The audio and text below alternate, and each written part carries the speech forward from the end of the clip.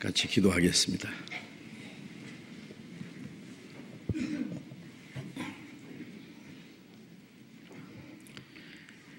우리를 사랑하시는 거룩하시고 자비로우신 하늘에 계신 우리 아버지 하나님, 우리의 영혼을 구원해 주시고 하나님의 나라에 들어갈 수 있는 영광스러운 소망을 주시고 이 땅에 사는 동안에도 항상 우리와 함께 계셔서 우리를 보호하시고 진리 가운데로 인도해 주시는 그 크신 은혜를 인하여 감사와 찬송과 영광을 우리 아버지 하나님께 돌립니다.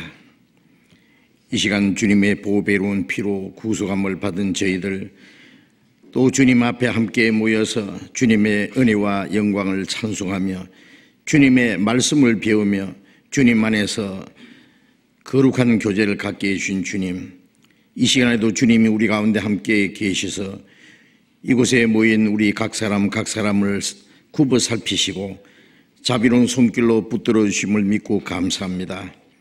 우리에게 주님의 더 풍성한 은혜와 사랑으로 주님의 생명과 능력으로 충만히 채워주셔서 우리가 하나님의 자녀로 부끄러움 없이 살아가며 또 주님이 우리에게 하라고 맡기신 거룩한 역사를 위해서 온전히 순종하며 살아갈 수 있도록 인도해 주시옵소서.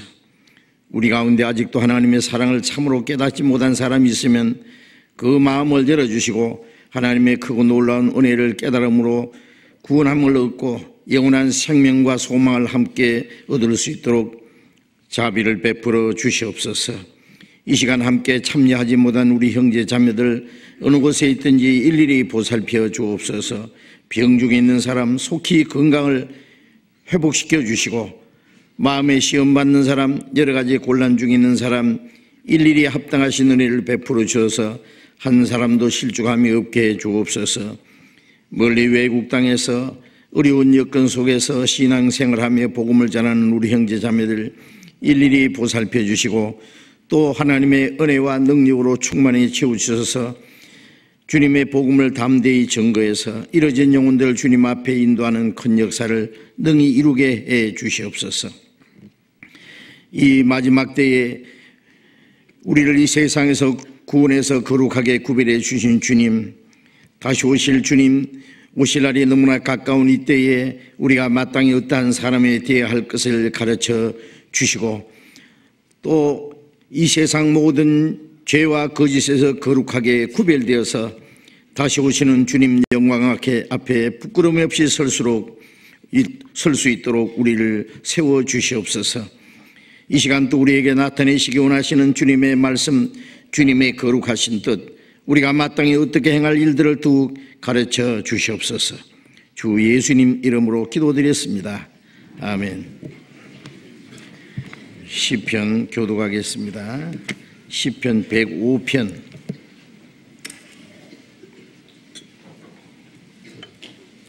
구약성경 878페이지 시편 105편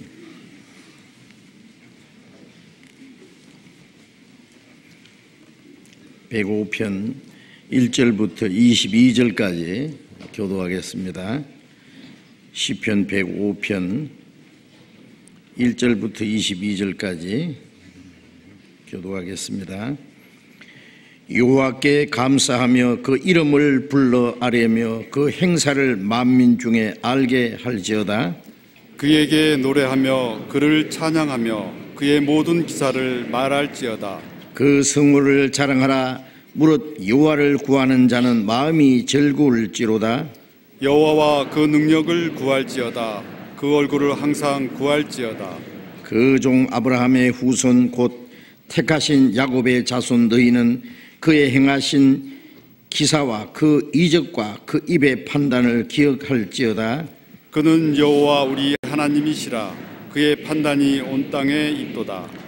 그는 그 언약 곧 천대에 명하신 말씀을 영원히 기억하셨으니 이것은 아브라함에게 하신 언약이며 이삭에게 하신 맹세며 야곱에게 세우신 율례 곧 이스라엘에게 하신 영영한 언약이라.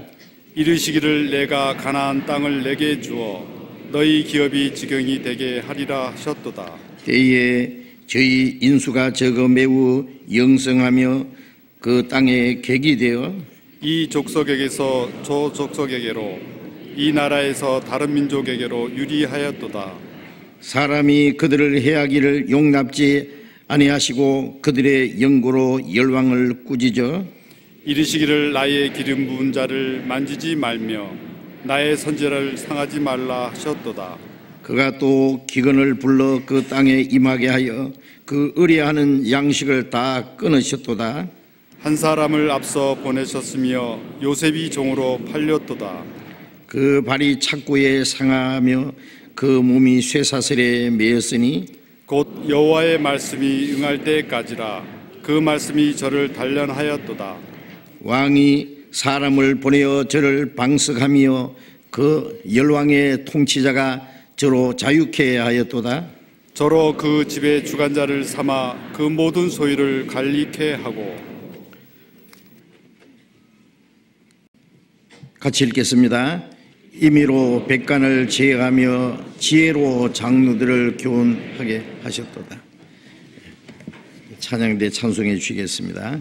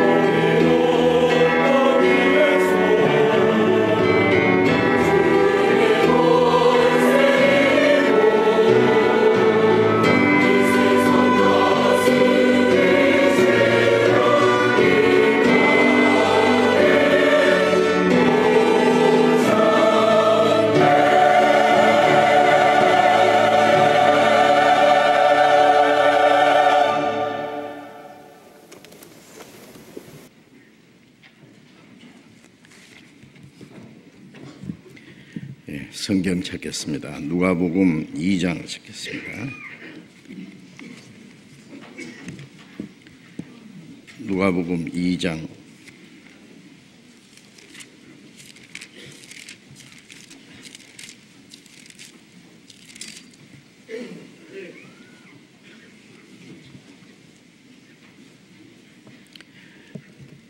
누가복음 2장 8절부터 읽겠습니다.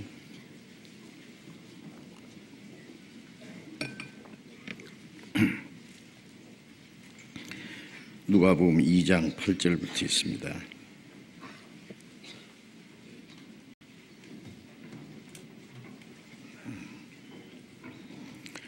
그 지경에 목자들이 밖에서 밤에 자기 양떼를 지키더니 주의 사자가 곁에 서고 주의 영광이 저희를 두루 비침에 크게 무서워하는지라.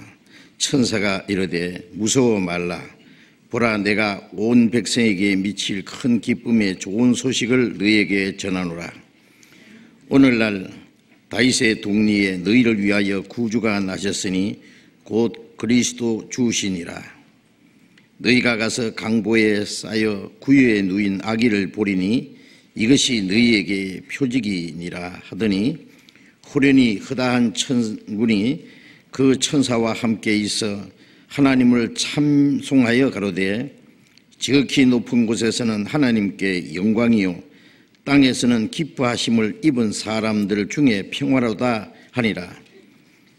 천사들이 떠나 하늘로 올라가니 목자가 서로 말하되 이제 베들레헴까지 가서 주께서 우리에게 알리신 바 이 이루어진 일을 보자 하고 빨리 가서 마리아와 요셉과 구유에 누인 아기를 찾아서 보고 천사가 자기들에게 이 아기에 대하여 말한 것을 고하니 듣는 자가 다 목자의 말하는 일을 기이 여기되 마리아는 이 모든 말을 마음에 지켜 생각하니라.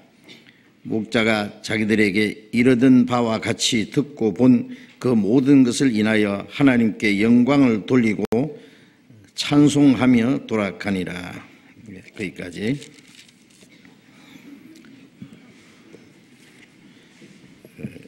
오늘이 12월 25일, 온 세상 많은 사람들이 예수 그리스도의 탄생이라고 크리스마스라고 하는 날입니다. 물론 12월 25일은 예수님이 탄생하신 그날은 아닙니다.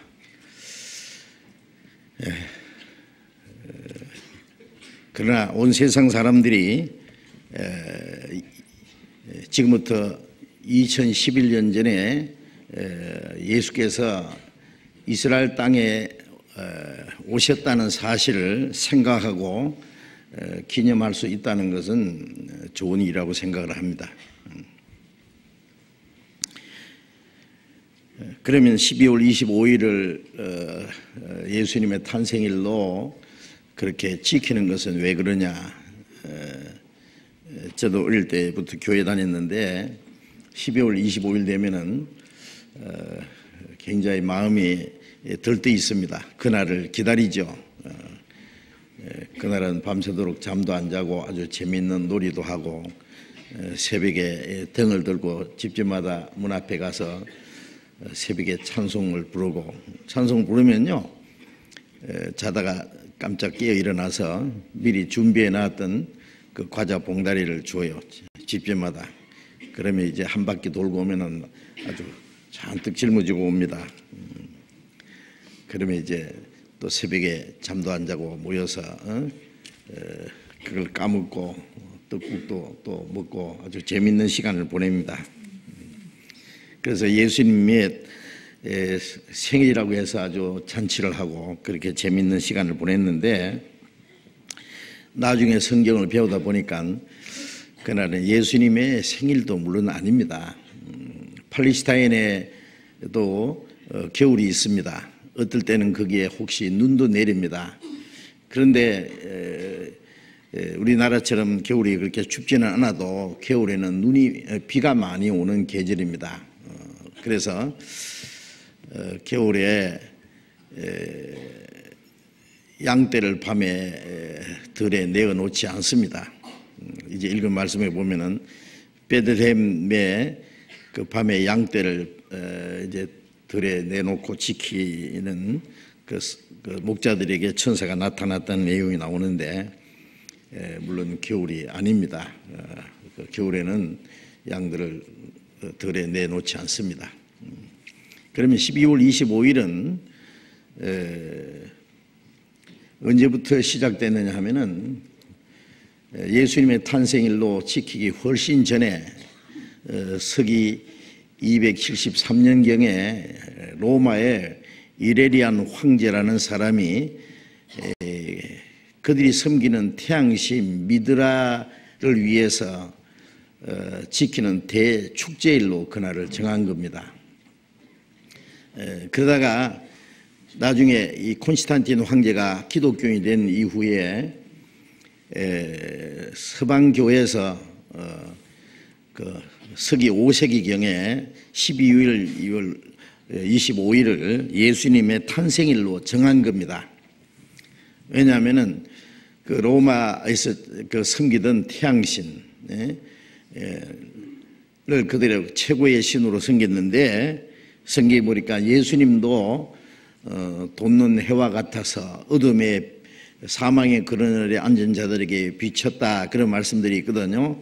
예수님도 해다, 태양이다. 그래서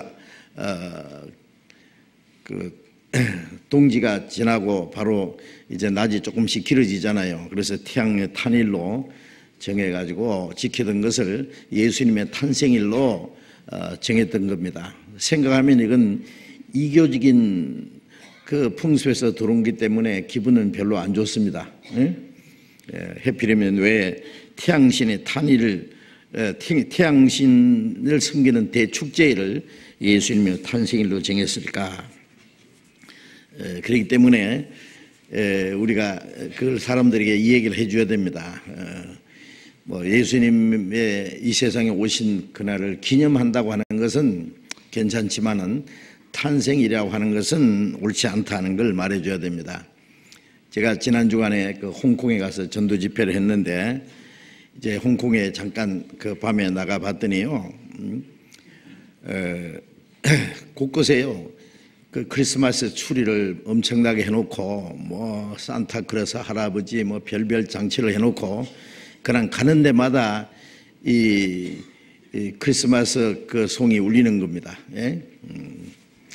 그 기쁘다고 좋으셨네도 들리고 고요한 밤 거룩함도 들리고 노엘도 들리고. 예? 그런데 가만히 보면 그 사람들 예수님과 아무 상관없는 사람들이 장사하기 위해서요. 예? 장사 속을 하는 거예요. 그래서 예수님을 이용해 가지고 괜히 들떠서 돌아다니는 사람들, 장사하는 사람들. 그래서 이게 뭔가 크게 잘못됐다는 것도 생각을 합니다. 기억하시죠?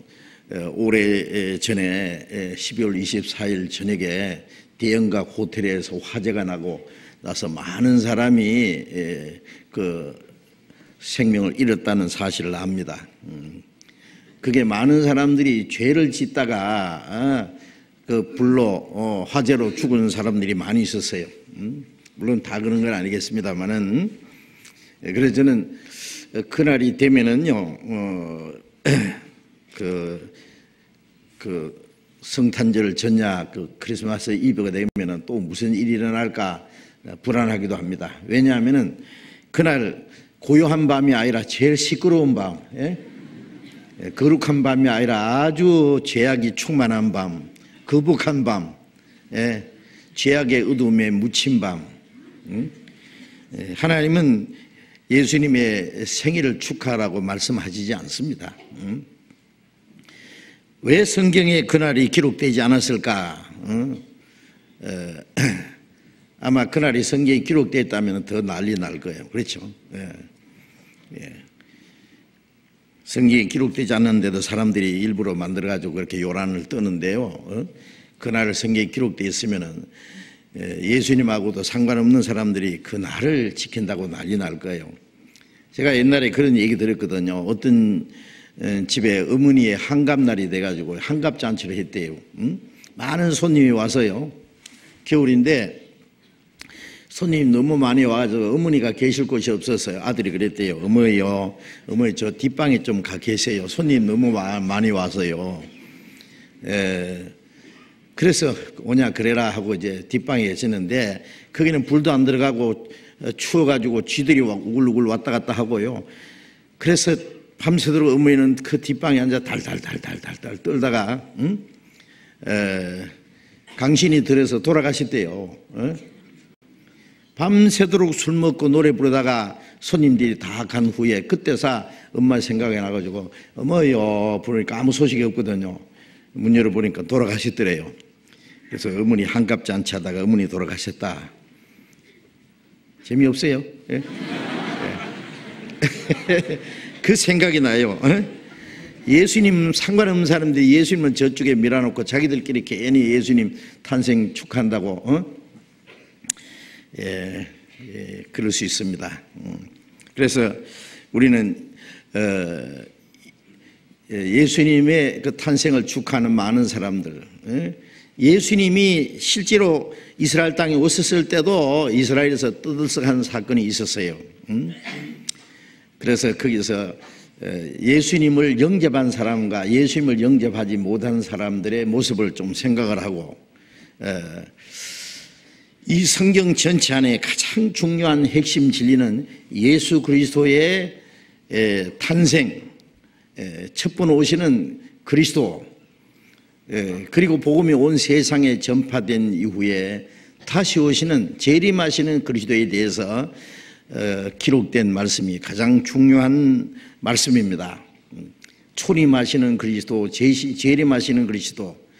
지금부터 꼭 2011년 전에 이스라엘 땅에 오신 예수님은 온 세상 죄를 그 몸에 짊어지고 죄와 죽음과 심판과 영원한 멸망을 받을 죄인들을 구원하기 위해서 속죄 제물로 십자가에 죽으시기 위해서 오신 예수님, 인간의 죄를 대속하시고 사망의 권세를 깨치고 부활하심으로 우리에게 영원한 생명과 하나님의 나라에 들어갈 수 있는 소망을 주시고 믿을 수 있는 증거를 주시기 위해서 오신 예수님, 이 복음이 온 세상에 전파되면은 주님이 다시 오신다고 약속하셨기 때문에 다시 오실 예수님은 구원받은 성도를 데리러 오시고 구원받지 않는 자를 심판하시러 오실 예수님입니다. 그래서 그 문제를 우리가 잠깐 생각해 보는 것이 필요합니다.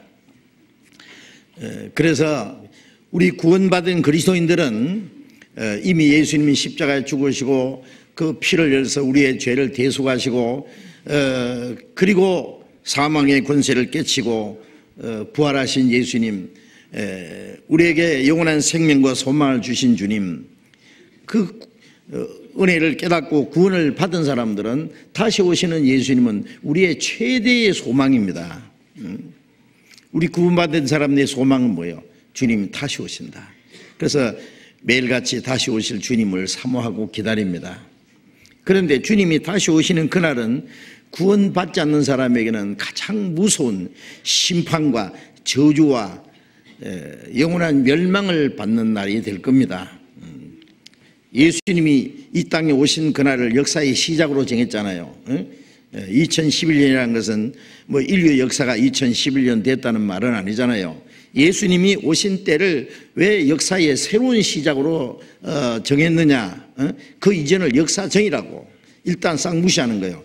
진짜 역사는 예수님이 오신 때부터 새로 시작했다는 뜻입니다. 왜? 예수님이 오시지 않았으면 인간이 무엇인지, 인간의 존재 가치가 뭔지, 소망이 뭔지, 삶의 목적이 무엇인지 아무것도 모를 뻔했습니다. 그러나 예수님이, 하나님이 사람의 형상을 이 땅에 입고 이 땅에 오신 것은 사람이 하나님의 형상을 닮았기 때문입니다. 사람이 하나님의 형상을 닮았다는 것은 그 영혼을 말하는 거죠. 창세기 1장 27절에 하나님이 모든 것을 다 창조하시고 마지막에 사람을 자기 형상대로 창조하셨다고 했습니다. 하나님의 형상대로 창조함 받았다는 우리의 영혼을 말합니다. 하나님처럼 영원히 살 수 있는 그 신령한 존재로 만드셨단 말이에요. 사람 속에 하나님의 형상이 없으면 하나님이 사람의 형상을 입고 오시지 않습니다. 네? 왜 하나님이 사람의 형상을 입고 오셨느냐?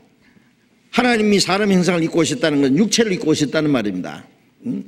사람을 다시 하나님의 형상을 입혀주시고 하나님의 생명을 주시고 하나님의 나라로 끌어올리기 위해서, 왜 예수님이 바로 그 영광스러운 보좌를 버리고 이 낮고 천한 세상에 오셨느냐? 이 낮고 천한 죄인을 구원해서 하나님의 영광으로 끌어올리기 위해서입니다. 그래서 히브리서 2장 10절에 보면은 많은 아들을 이끌어 영광에 들어가게 하시는 이를 위해서 그리스도께서 고난을 받게 하셨다 그랬습니다.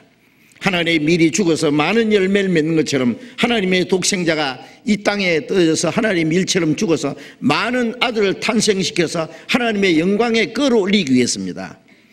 그가 의인으로서 죄인처럼 되신 것은 죄인을 의인처럼 만들기 위해서입니다.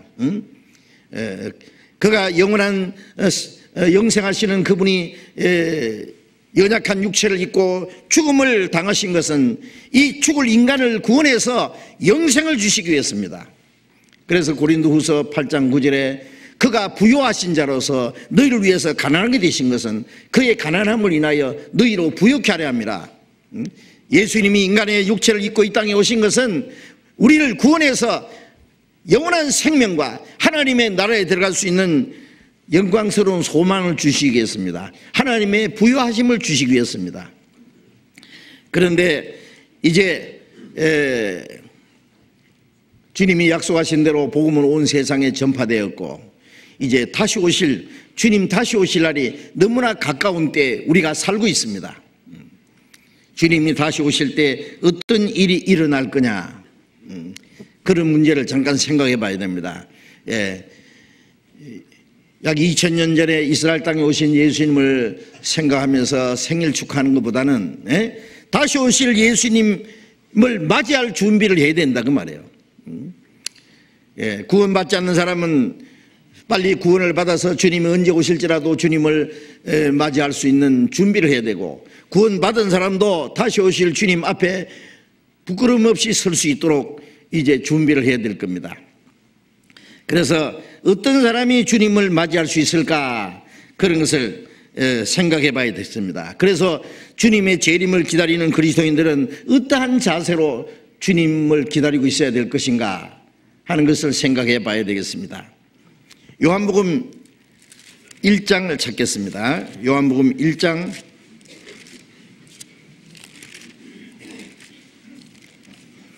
11절 12절.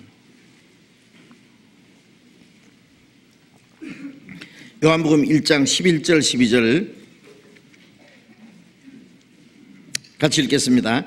자기 땅에 오매 자기 백성이 영접지 아니하였으나 영접하는 자 곧 그 이름을 믿는 자들에게는 하나님의 자녀가 되는 권세를 주셨으니.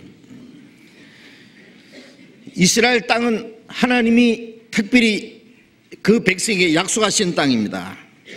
그리고 이스라엘 백성은 하나님이 선택하신 민족입니다. 그러나 자기 땅에 오매 자기 백성이, 이스라엘 백성이 그를 영접지 않았다. 제가 이 짧은 한마디는 놀라운 비극입니다. 하나님이 그 백성을 택해서 아브라함 때부터 예수님 오실 때까지 2000년이라는 긴 역사 속에 하나님을 이스라엘 백성들에게 알게 하시고 하나님의 말씀을 주시고 하나님이 그리스도를 그들에게 보내주시라고 약속하셨고, 이스라엘 백성들은 하나님을 믿고 하나님이 약속하신 그리스도 메시아 오시기를 간절히 기다렸는데 그들이 그리스도를 영접지 아니하였다. 그를 미워하고 핍박하고 배척하고 로마 사람들의 손을 빌어서 십자가에 못 박아 죽였습니다. 이것은 비극 중에 가장 최대의 비극입니다. 그 죄로 인해서 아브라함 때부터 예수님 시대까지 그들이 특별히 2000년이라는 긴 기간 동안에 택함받은 하나님의 축복을 받은 백성인 동시에 그리스도를 배척한 죄로 2000년 동안 전 세계에 쫓겨나서 가는 곳마다 환난과 학살을 당한 비참한 역사를 가졌습니다. 그런데 이제 영접하는 자 곧 그 이름을 믿는 자들에게는 하나님의 자녀가 되는 권세를 주셨다. 이스라엘 백성들은 그리스도를 배척함으로 저주를 받았는데 이제 이스라엘뿐 아니라 온 세상 누구든지 영접하는 자 곧 그 이름을 믿는 자 영접한다는 것은 우리 마음에 그리스도를 믿는 거예요. 믿는다는 말은 그리스도와 나와 무슨 상관이 있느냐, 그리스도가 오셔서 십자가에 죽으시고 피 흘리시고 죽음의 권세를 깨치고 부활하시고 성천하신 예수님이 나와 무슨 상관이 있느냐 하는 그 사실을 깨닫고 받아들이는 걸 믿는 겁니다. 무턱대고 교회 다니는 것이 믿는 것이 아니라 영접하는 자, 믿는 자 곧 영접하는 자. 내가 문을 두드리노니 내 음성을 듣고 문을 열면 내가 그에게 들어간다는 말씀처럼 영접한다는 것은 마음에 받아들이는 거예요. 그리스도를 마음에 받아들이면은 그리스도가 자기 안에 계십니다. 예, 그리스도가 그의 생명이 되시고 소망이 되시고 기쁨이 되시고 그의 능력이 되시고 모든 것이 되시는 겁니다. 예, 그래서 내가 저가 내 안에 있다고 말씀했죠. 그날에 너희가 내 안에 내가 너희 안에 있는 걸 너희가 알리라. 누구든지 그리스도의 영이 없으면 그리스도의 사람이 아니라, 우리가 그리스도를 영접한다, 믿는다는 것은 구원을 받을 때 그리스도께서 우리 안에 오십니다. 그때부터 주님과 함께 살아갑니다. 영접하는 자 곧 그 이름을 믿는 자는 하나님의 자녀가 되는 권세를 주셨으니, 하나님의 자녀가 된다는 하는 것이 놀라운 권세입니다. 어떤 사람 대통령 아들이 됐다, 굉장한 권세입니다. 예? 북한에 보세요. 예? 그 암흑의 아들이 된 게 뭐 엄청난 힘이 있잖아요. 별 힘, 뭐 몇 살 먹도 안 한 사람 말이야. 예? 예, 아무것도 모르는 사람이면 뭐 목에 힘 주고 말이에요. 예? 그것도 이 세상의 하나의 권세입니다. 옛날에 왕으로 아들 태어나면은 대단한 권세가 있잖아요. 뭐 재벌의 아들로 태어나도 권세가 있습니다. 그런데 우주 만물을 창조하신 그 하나님이 내 아버지다. 예?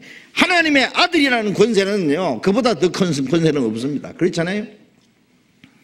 천사는 하나님의 아들이 될 수 없습니다. 그래서 영접하는 자 곧 그 이름을 믿는 자는 하나님의 자녀가 되는 권세를 주셨다. 예? 예, 구원받은 사람은 그 놀라운 권세, 하나님의 나라에 당당히 들어갈 수 있는 권세, 천국에 들어가면 천사들이 예? 그 하나님의 자녀들에게 경배한다고 성경에 말씀하고 있습니다. 자, 어쨌든 자, 하나님 주님을, 그리스도를 영접하는 사람과 배척하는 사람, 이 두 종류의 사람이 있습니다. 그리스도를 영접지 않은 사람의 결과가 어떤지 이미 역사 속에 보여줬습니다. 예? 그리스도를 영접하는 사람의 그 권세와 축복이 무엇인지 또 성경에 말씀하고 있습니다. 그래서 어떤 사람이 그리스도를 영접할 것이냐, 어떤 사람은 그리스도를 배척할 것이냐, 그것도 우리가 생각해 봐야 됩니다. 구약 성경에는 그리스도께서 이스라엘 땅에 첫 번 오실 것에 대해서 많은 예언이 되어 있습니다. 예. 이사야 7장 14절에 보면은 보라, 처녀가 잉태하여 아들 낳을 것이요 그 이름을 임마누엘에 하리라. 예. 사람으로 오시는데 왜 처녀의 몸에 나시느냐? 죄 없이 나시기 위해서입니다.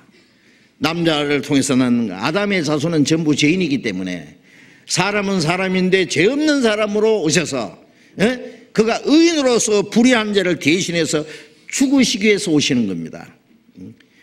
죄 없이 오시는 것은 죄 있는 죄인을 위해서 죽으러 오시는 거예요. 그래서 베드로전서 3장 18절에 그가 의인으로서 불의한 자를 대신하였으니 이는 우리를 하나님 앞으로 인도하려 하심이라. 의인이 죄인을 대신해 죽어서 죄인을 구원해서 하나님 나라 데리게 하시기 위해서.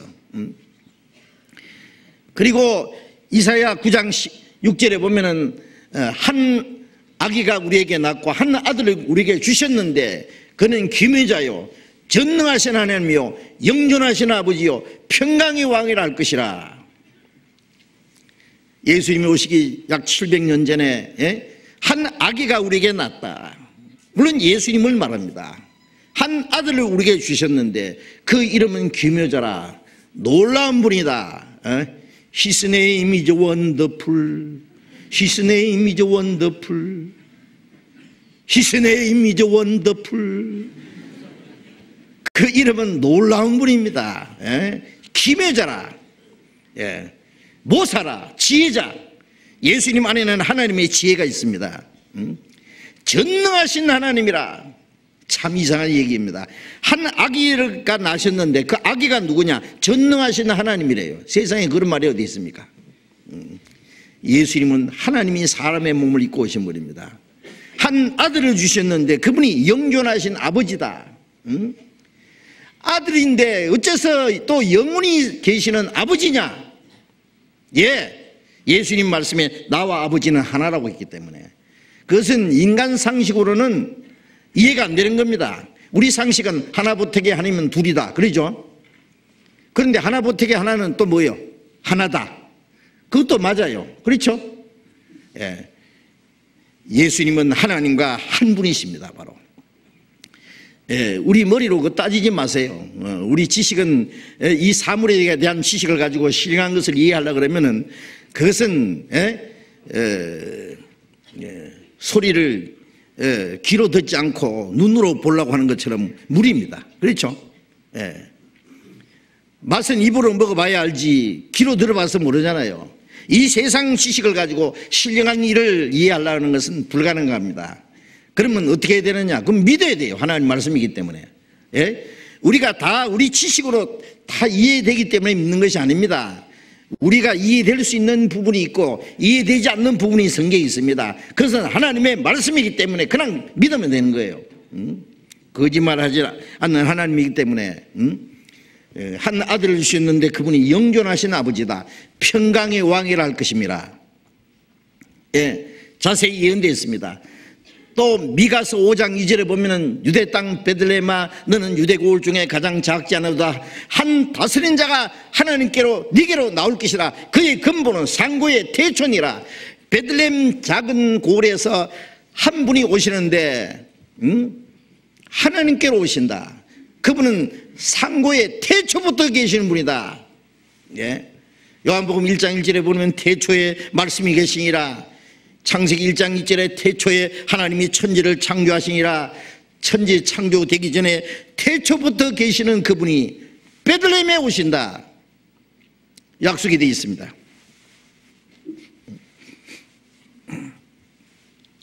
그래서 약속대로 그리스도께서 이스라엘 땅에 오셨습니다. 첫 번 오신 예수님은 죄인을 구원하러 오셨습니다. 그래서 디모데전서 1장 15절에 모든 사람이 받을 만한 이 말이요 그리스도 예수께서 죄인을 구원하러 이 세상에 임하셨다 하였도다. 예수님은 죄인을 구원하시려고 이 땅에 오셨습니다. 그래서 우리를 대신해서 하나님의 율법을 완전히 지켜주셨고 지은 죄를 대속하기 위해서 그 죄를 짊어지고 속죄제물로 죽으셨고 사망의 권세를 깨치기 위해서 죽음의 권세를 깨치고 부활하셨고 우리가 하나님의 나라에 들어갈 수 있다는 사실을 실제로 보이기 위해서 많은 사람이 보는 가운데서 그는 하늘로 가셨습니다. 이제 다시 오시는 예수님, 자기가 십자가에 죽어서 이루신 그 은혜로 말미암아 구원받은 사람을 데려오십니다. 데리러. 이제 주님 말씀대로 복음은 온 세상에 전파되었고 구원받은 성도를 데리러 오시고 구원받지 않는 자를 어떻게 하느냐? 심판하러 오십니다. 세례요한이 말한 대로 손에 키를 들고 알고 온 모아 키를 들고 타작마당을 정하게 알고 온 모아 천국 창고에 들이고 죽쟁이는 꺼지지 않는 지옥불에 태우시리라. 이제 다시 오시는 예수님은 타작하러 오시는 분입니다. 이제 주님 앞에 알곡이냐 죽쟁이냐 이제 그 문제가 이제 일어날 것입니다. 히브리서 10장 잠깐 찾아봅시다. 히브리서 10장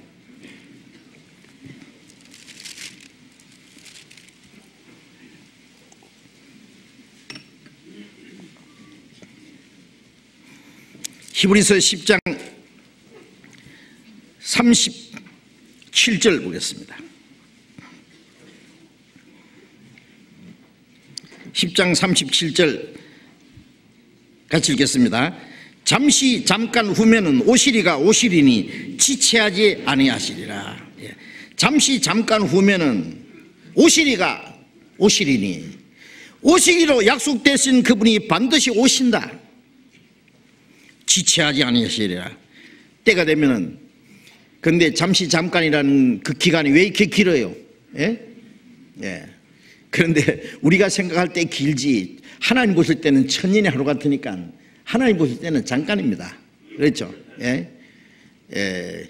개미 보고 이 강당을 한 바퀴 돌아서 구경하라 그러면 아이고 멀기도 멀고 뭐도 멀시고 그럴 겁니다. 예? 아이고 멀기도 멀고 복잡하고 험하고, 예?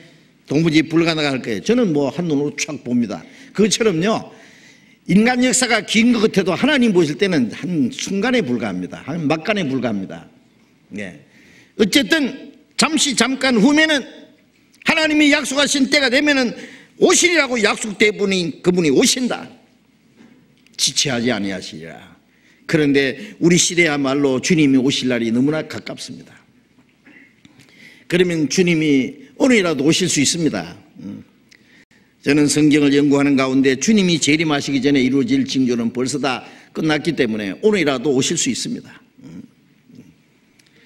그러면 주님이 오시면 주님을 맞이할 사람과 맞이하지 못할 사람이 이제 구분될 텐데, 어떤 사람이 주님을 맞이하고 어떤 사람이 주님을 맞이하지 못할 것인가 성경에 분명한 교훈을 우리에게 주셨어요. 그때 돼봐야 안다는 게 아닙니다.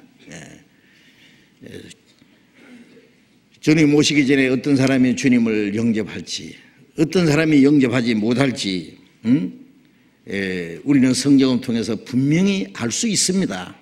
그런데 첫 번 오신 예수님을 이스라엘 백성들이 어떤 사람이 영접하고 어떤 사람이 영접을 하지 못했는지를 보면은 알 수 있어요. 하나님이 하시는 역사는 항상 반복적입니다. 지나간 역사를 통해서 미래에 되어질 것을 교훈하시는 분이기 때문에 첫 번 오신 그리스도를 이스라엘 백성들에게 약속하신 거고, 이스라엘 땅에 오셨는데 이스라엘 사람들 중에 마땅히 영접해야 될 사람이 영접하지 못하고, 엉뚱한 사람이, 생각지 않는 사람들이 예수님을 영접한 일이 기록되어 있습니다. 주님이 다시 오실 때도 그런 일이 일어날 겁니다. 주님을 잘 믿는다고 하고 주님을 맞이할 줄로 알았던 사람들이 정작 주님 오실 때 주님을 맞이하지 못하고, 사람들이 별로 생각지 않은 아주 엉뚱한 사람들이 주님을 맞이하게 될 것입니다. 그래서 그런 일을 조금 우리가 한번 생각해 봐야 되겠습니다. 뜻밖의 사람들, 들이 그리스도를 영접하게 될 것이다. 예수님이 이스라엘 땅에 오실 때 그런 일이 있었습니다. 아까 읽었던 누가복음 2장을 다시 찾겠습니다. 누가복음 2장.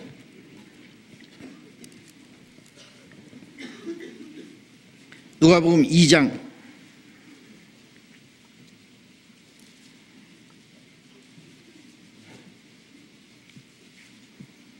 누가복음 2장 8절에 봅니다. 그 지경에 목자들이 밖에서 밤에 자기 양떼를 지키더니 주의 사자가 곁에 서고 주의 영광이 제일을 두루 비치매 크게 무서워하는지라. 자, 잘 아시는 말씀이죠. 이스라엘 베들레헴에, 예루살렘에서 얼마 떨어진 곳입니다. 그게 베들레헴에 목자들이 밤에 자기 양떼를 지키고 있었다.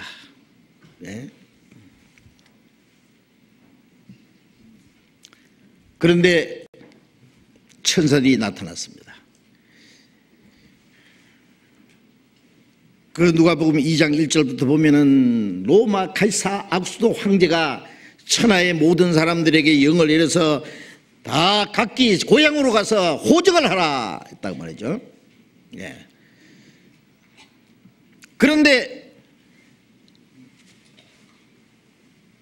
마리아는 벌써 잉태를 했고, 마리아와 약혼한 요셉의 고향이 베들레헴이었습니다. 그 베들레헴에 그 호적하러 올라갔습니다. 너무 많은 사람들이 모여왔기 때문에 있을 곳이 없어서 이제 만삭이 돼서 아이를 낳게 됐는데 뭐 여관도 없고 아무것도 없어요. 사람이 너무너무 많이 모여왔기 때문에. 그래서 사관이 있을 곳이 없어서 급히 가서 아기를 낳았는데 그것이 어디냐면은 어디라고요? 말군인지 마국간인지 소국간인지 모르지만은 하여튼 국간입니다. 그 짐승 우리에 그래서 아기를 낳아서 강보에 싸서 구유에 누웠다. 구유는 짐승 죽통입니다. 나무로 파가지고 이렇게 만든 죽통 있잖아요. 그게 구유예요. 그에 누웠다. 사관이 있을 곳이 없었다. 요즘에 사람 태어날 때 그 되게 좋은 병원에서 태어나죠, 그죠? 옛날 사람들은 다 집에서 아기를 낳았어요. 그런데 예수님은 구유에서 낳습니다. 짐승 우리간에서. 소우리인지 말우리인지 모르겠습니다만 짐승 똥 냄새가 나고 짐승이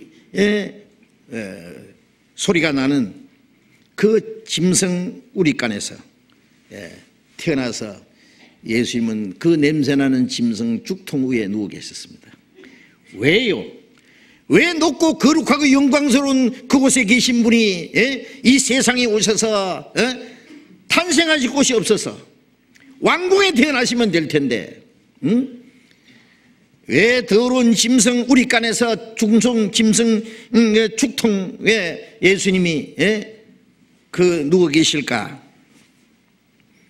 더럽고 천한 죄인을 구원하기 위해서 오셨기 때문에 그렇습니다. 가장 거룩하고 영광스러운 분이 가장 천한 곳에까지 내려 있었습니다. 좀 있다가 십자가에 죽으시고 무덤에까지 내려가셔야 될 것이기 때문에 처음부터 천한 곳에 오셨습니다. 그런데 그곳에 오신 예수님을 누가 알 거냐 그 말이에요. 그런데 이 밤에 양떼를 지키는 목자들에게 천사가 나타났다. 베들레헴은 그 옛날 예수님이 오시기 약 1000년 전에 다윗이 양치던 곳입니다. 시편 23편을 보면은 여호와는 나의 목자시니 내게 부족함이 없으려다. 다윗이 양을 지키면서 내가 양을 지키듯이 하나님은 내 영혼을 지키는 분이다. 하나님은 나의 목자시다. 그래서 내게는 부족함이 없다. 그 다윗은 선한 목자 예수님의 모형입니다. 그곳에서 양을 지키는 목자들, 베들레헴에 양을 길러서 예루살렘에 하나님께 제물로 드리는 곳입니다. 그게 양을 지키는 목자들. 이렇게 천사가 나타났다. 여기서 우리가 한번 생각해 볼 문제가 있습니다. 왜 예루살렘 제장들이 나타나지 않고 서기관과 바리새인들, 하나님을 잘 섬기는 자들에게 나타나지 않고 종교가들이 나타나지 않고 다른 사람에게 나타나지 않고 왜 베들레헴에 양치는 목자들에게 천사가 나타나서 주님이 탄생하심을 그들에게 먼저 알렸느냐 그 말이에요. 목자들에게 천사가 나타나서 주의 영광이 저희를 두루비침에 크게 무서워했다 그랬죠. 천사가 말하기를 무서워 말라. 내가 온 백성에 미칠 큰 기쁨의 좋은 소식을 너희에게 전하노라. 오늘날 다윗의 동리에 너희를 위하여 구주가 나왔으니 곧 그리스도 주시니라. 메시아다 말이에요. 메시아 그분이. 너희가 가서 강보에 싸서 구유에 누인 아기를 보리니 이것이 너희에게 표지게 될지라. 호련히 허다한 천군 천사와 함께 나타났습니다. 이 목자들의 눈에 말이죠, 하늘문이 열렸어요. 하늘에서 천군 천사가 엄청난 허다한 천군이니까 셀 수 없는 천군 천사가 찬송하는 모습을 보였습니다. 어제는 우리가 이 성대 교제의 밤에도 아주 찬송을 많이 했죠. 이 천사들의 찬송 소리는 아주 웅장했을 겁니다. 엄청났을 겁니다. 그 찬송의 가사가 여기 기록되어 있습니다. 지극히 높은 곳에서는 하나님께 영광이요. 여기다가 무슨 곡을 붙여야 될지 몰라. 하여튼요. 땅에서는 기뻐하심을 입은 사람들 중에 평화로다. 이 짧은 내용이지만은 엄청난 뜻이 물론 담겨 있습니다. 우리를 구원하시는 것은 하나님은 자기 영광을 위해서 구원하십니다. 지극히 높으신 하나님께는 영광이요. 땅에서는 기뻐하심을 입은 하나님의 은혜를 입은 사람들, 구원받은 사람들 중에 평화로다. 하나님과 평화가 이루어집니다. 죄인들은 하나님을 배반하고 하나님 대신에 마귀를 따랐고 하나님과 원수가 됐습니다. 하나님의 진노와 심판을 받을 사람이었습니다. 그러나 그리스도께서 죄인을 구원하셔서 우리를 하나님의 자녀로 삼아서 하나님의 나라로 끌어가시기 위해서 하나님과의 평화를 이룬 거예요. 그가 속죄제물이 되어서 화목제물이 되어서 하나님과 화목했다. 하나님과 평화입니다. 우리가 하나님과 평화가 이루어질 때 하나님께 영광이 됩니다. 하나님께 영광이 돼야 우리에게 축복이 되는 겁니다. 천사들이 한바탕의 찬송을 부른 후에 천사들이 떠나서 하늘로 올라가고 그 목자들이 천사들의 말을 듣고 찾아갔습니다.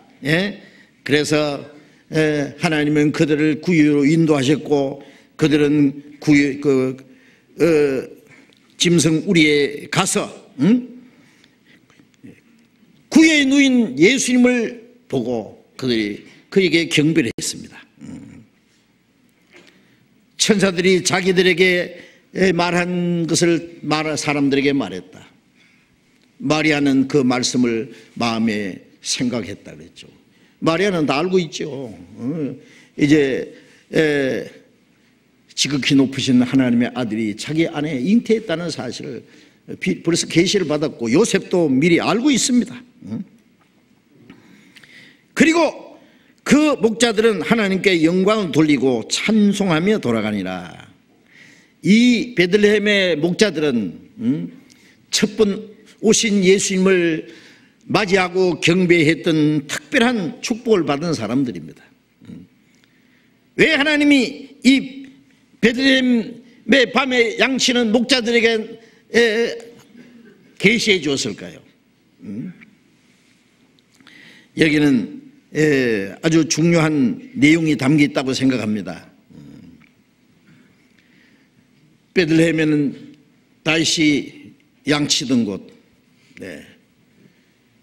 다윗은 선한 목자 예수님의 모습입니다. 나는 선한 목자라. 선한 목자는 양을 위하여 목숨을 버린다 그랬죠.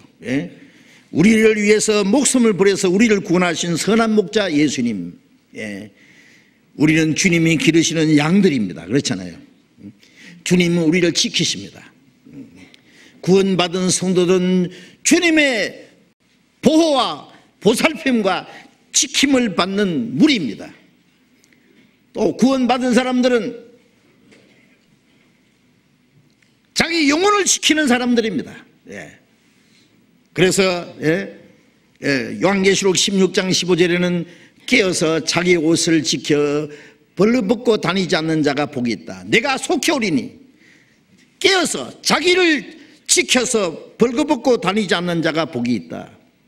깨있는 사람은 벌거벗은 게 아니죠. 옷을 입고 있다는 것은 밤에 잠자지 말고 옷 입고 있으라 그 말이 아니고 하나님 앞에 단정하고 깨끗한 신앙생활하는 사람을 말한다.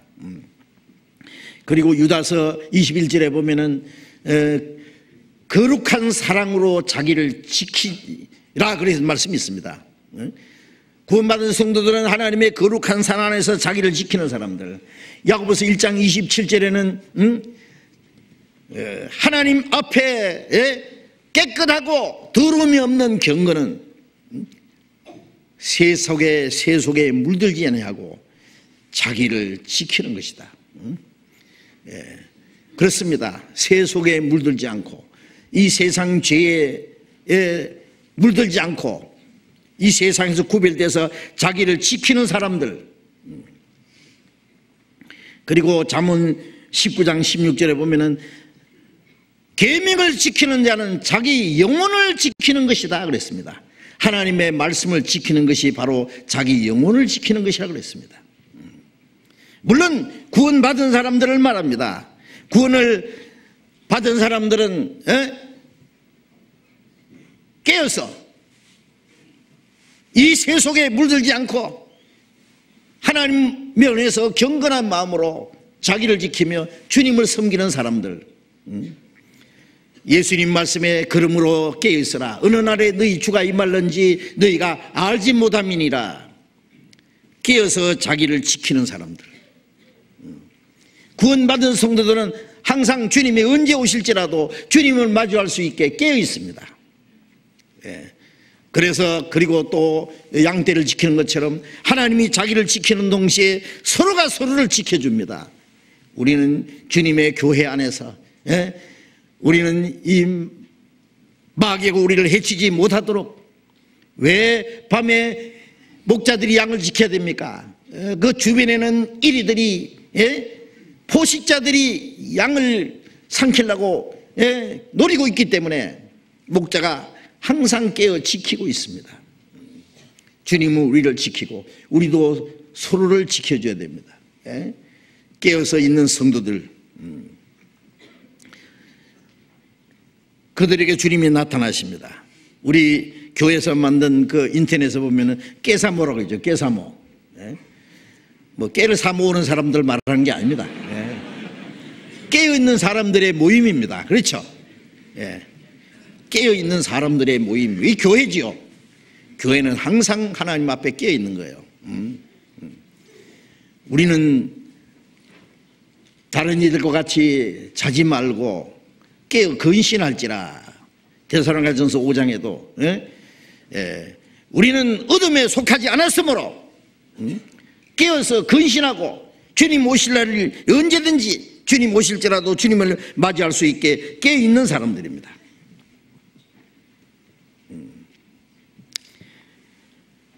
그런데 하나님이 어떤 사람에게는 나타나고 어떤 사람은 나타나지 않아요.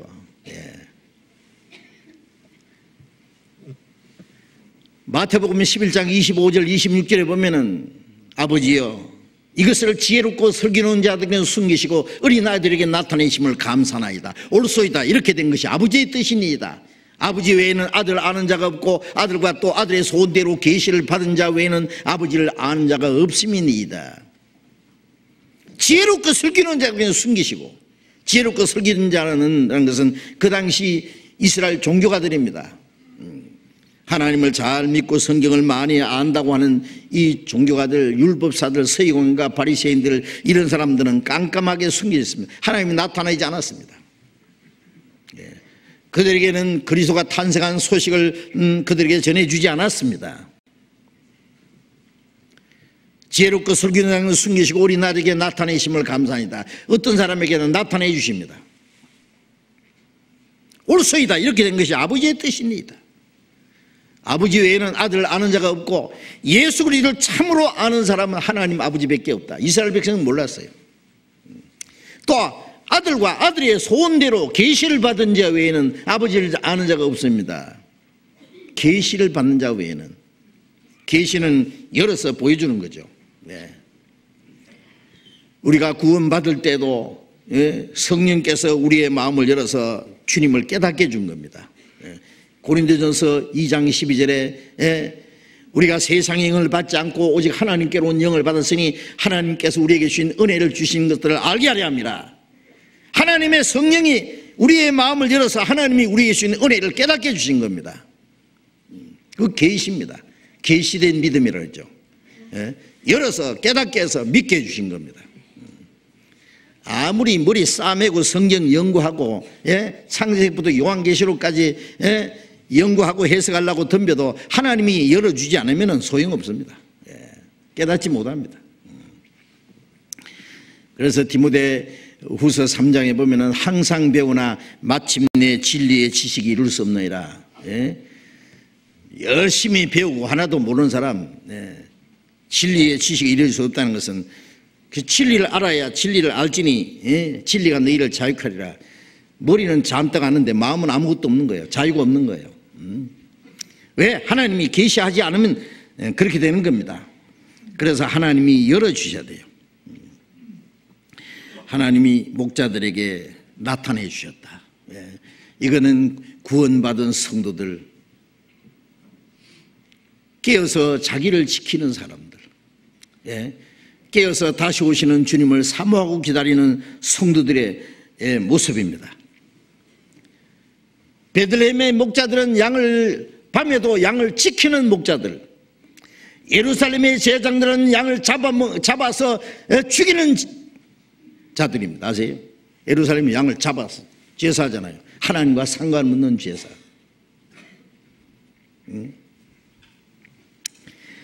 에스겔 16장에 보면은요, 이스라엘 에스겔 13장 19절에 보면은 하나님 말씀에 너희가 죽지 아니할 영혼을 죽인다 그랬어요. 살 수 있는 영혼을 죽여요. 에스겔 34장 1절부터 보면은 에스겔 선지자에게 말하기를, 인자야 너는 이스라엘의 목자들을 처소에 연하르기를, 이 목자들이 양떼를 먹이지 아니고 자기를 먹이고 양을 잡아서 털을 입고 기름을 짜서 먹으면서 내 양은 먹이지 않았다. 내 양을 돌보지 않았다. 내 양들은 들에서 헤매고 이리에 밥이 되고 있는데 그들이 내 양을 찾지 않고 오직 그들을 강포로 다스렸도다. 양이 뭡니까? 사람의 영혼입니다.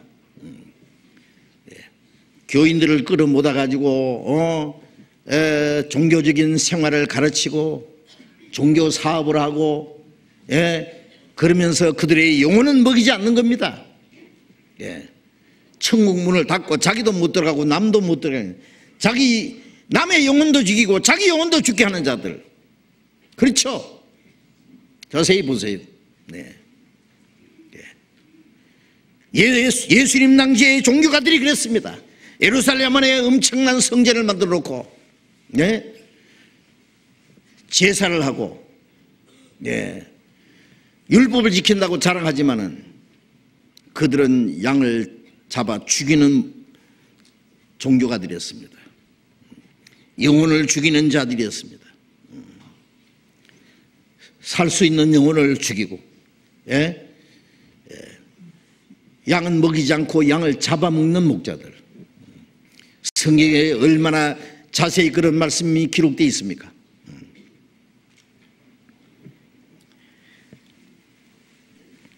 그런가 하면은 정말 구원받은 그리스도인들, 다른 영혼을 구원받게 하고 멸망받을 영혼을 살게 하고 구원받은 성도를 지켜주는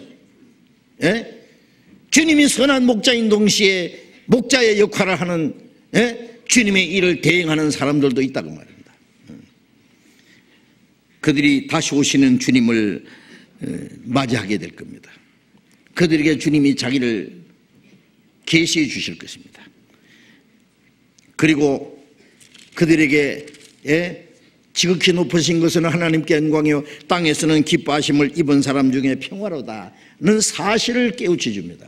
우리는 천사의 음성을 듣지 않았어도 잘 알고 있습니다. 한 사람이 구원받으면 하나님께 영광이 된다는 것을, 하나님의 은혜를 입은 기뻐하심을 입은 사람과는 하나님과의 평화가 이루어진다는 사실을, 예수님이 이스라엘 백성이 멸망할 것을 말씀하시면서 누가복음 19장 41절 42절에 보면은 예루살렘아 예루살렘아 평화에 관한 일을 알았다면 좋았을 것을 그 너희들에게는 그것이 숨기었도다. 하나님과의 평화가 예수 그리스도로 말미암아 이루어져야 되는데 이스라엘 백성들은 하나님과 평화가 그들에게 눈에 숨겨져 있었습니다. 알지 못했습니다. 고린도후서 4장 3절 4절에 보면은 이 복음이 망하는 자들에게는 가리웠다 그랬어요. 이 세상 신이 믿지 않는 자들의 마음을 혼미케 해서 이 영광의 복음의 광채가 비치지 못하게 함이니 그리스도는 하나님의 형상이라. 이 복음이 사람들 마음에 비치지 못하기 위해서 이 세상 신이 마귀가 사람들의 마음을 혼미케 해서 이 복음의 광채가 비치지 못하게 방해합니다. 아세요? 예, 이 복음이 가려운 자들은 망하는 자들이라. 망하는 자들에게 가려운 것이라.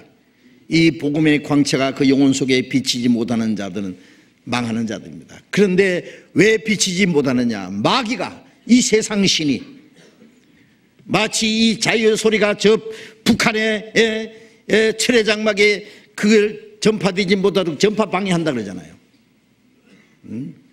이 복음이 사람들 영혼 속에 비치지 못하게 마귀가 사람들의 마음을 혼미케 해서 복음을 비치지 못하게 합니다. 예. 동시에 복음을 전하면은 그것이 뭐 못된 것이라고 아주 비난하고 핍박합니다. 예. 제가 이번에 홍콩에 가서 전도 집회하는데요. 예, 그 한국 사람들이 보는 신문에다가 그 전도 집회 광고를 냈어요. 광고가 한 번 나가자마자 거기에 있는 한인 교회에서 막 반대를 해가지고 왜 광고를 냈느냐, 한 번 내고는 못 냈대요. 그 다음에 또 무슨 광고를 했냐면은 예, 여러 뭐 거기에 있는 한인 교회 총 연합해가지고 성명서를 냈는데, 예? 그 교회는 이상하게 아주 못된 교회니까 가지 마라. 예, 광고하는 겁니다. 그래서 한국에서는 우리 교회에 대해서 참 뭐 조사를 하고 조사해서 잘못된 것이 없다는 것을 공포를 하고 신문에 낸 일도 있는데, 그래도 그런 말을 듣지 않고 아직도 욕하는 사람도 있는데, 그 사람들은 알지 못하면서 무턱대고 예? 우리를 비난하기 때문에 예? 가만히 있지 말고, 가만히 있으면 가만히 떼긴 줄 아니까 가만히 있지 말고 찾아가라 했어요. 찾아가서. 예. 이스라엘 백성들이 예수님도 이단이라고 죽였고, 바울을 이단의 괴수라 그래서 죽였고, 예. 천주교인들이 루터를 이단의 두목이라서 죽이려고 했는데, 예? 얼마나 많은 그리스도인을 천주교가 죽인지 아느냐. 지금도 예, 제가 러시아에 가보니까 러시아에서는 러시아 정교회가 이 개신교를 보고요 이단이라고 해서 예, 얼마나 핍박하는지 모릅니다. 예, 그들이 최고 이단이면서. 예? 그런데 예? 도대체가 이단도 이단이라고 그러고 정통도 이단이라고 그러고 분별을 못하는 거예요. 그래서 찾아가라 그랬습니다. 찾아가서 예? 당신들 혹 뭐 잘 몰라서 그러는 것 같은데, 예? 고린도전서 2장 8절에 보면 알았다면 영광의 주를 십자가에 못 박지 않았으리라. 이스라엘 사람들이 예수님을 알았다면 십자가에 못 박지 않았을 텐데 몰라서 죽였잖아요. 그건 모르면 죄가 아닙니까? 모르는 게 죄인데 가서 말하라 그랬습니다. 뭐가 잘못됐느냐고, 우리가 뭐 잘못 가르치느냐고. 우리는 예수 그리스도의 십자가 죽으심과 흘리신 피로 말미암아 죄 사함 받고 하나님의 은혜로만 구원받고, 구원받은 후에 성경대로 순종해야 되고, 예? 성경 말씀대로 살아야만 예? 하나님 나라에 들어갈 수 있는 확실한 믿음이라고 가르치는데 뭐가 잘못됐냐고. 우리 설교 내용이 인터넷에 있고 자세히 나와 있고 책에도 있고 찾아내라고. 만일 그걸 찾아내지 않고 당신들이 무조건 욕을 하고 비난한다면은 거짓 증거로 하나님 앞에 서게 될 것이고, 그게 하나님 앞에 심판을 받을 테니까 답을 주라고. 그 답을 얻을 때까지 말하라 그랬습니다. 예, 그렇습니다. 우리는 이제 가만히 있지 않을 겁니다. 예. 우리가 이 종교적으로 정치적으로 특별한 지역 외에는 우리가 전도하다가 감옥에 들어간다든지 전도하다가 목을 잘리는 일은 없습니다. 예? 그러니까 우리가 가만히 있을 필요 없어요. 우리도 담대히 증거해야 됩니다. 어쨌든 예. 예수님 당시에 유대인들, 예. 그들에게는 하나님이 모든 걸 숨겼습니다. 예. 지금도 많은 종교가들에게는 눈에 숨겨져 있습니다. 예. 그렇기 때문에 알지 못하는 것을 핍박하고 대적하는 겁니다. 평화에 관한 일을 알았다면 좋을 뻔하기와 너희 눈에 숨겼도다. 이 복음의 광채가 비치지 못하게 마귀 장난입니다. 마귀 짓입니다. 그래서 복음을 전해서 구원받았다고 하면 깜짝 놀래가지고 뭐가 잘못됐냐고, 예수님의 피로 제사함받고 하나님의 은혜로 구원받고 예수님의 죽음과 부활하심으로 거듭나서 천국 간다는 그 복음은 정통복음인데 뭐가 잘못됐냐고, 성경적으로 하나도 잘못된 걸 지적도 못하면서 무턱대고 욕을 해요. 예? 그거는 성령의 역사를, 하나님의 진리를 대적하는 죄 중에 최고죄입니다. 예수님이 오시면 그들이 예수님을 죽일 겁니다 아마. 예? 세리요한이 지금 나타나면 가만히 놔두겠어요, 이 독사의 자식들아 그러면서. 예? 그러다가 며칠 못 있어서 아마 이 종교가들에게 맞아 죽을 겁니다. 세리요한 같은 사람한테 하면 어쩔 것 같아요? 가만히 있을 것입니까? 또 예수님을 영입한 사람 중에 또 한 종류의 사람이 있죠. 마태복음 2장을 보겠습니다.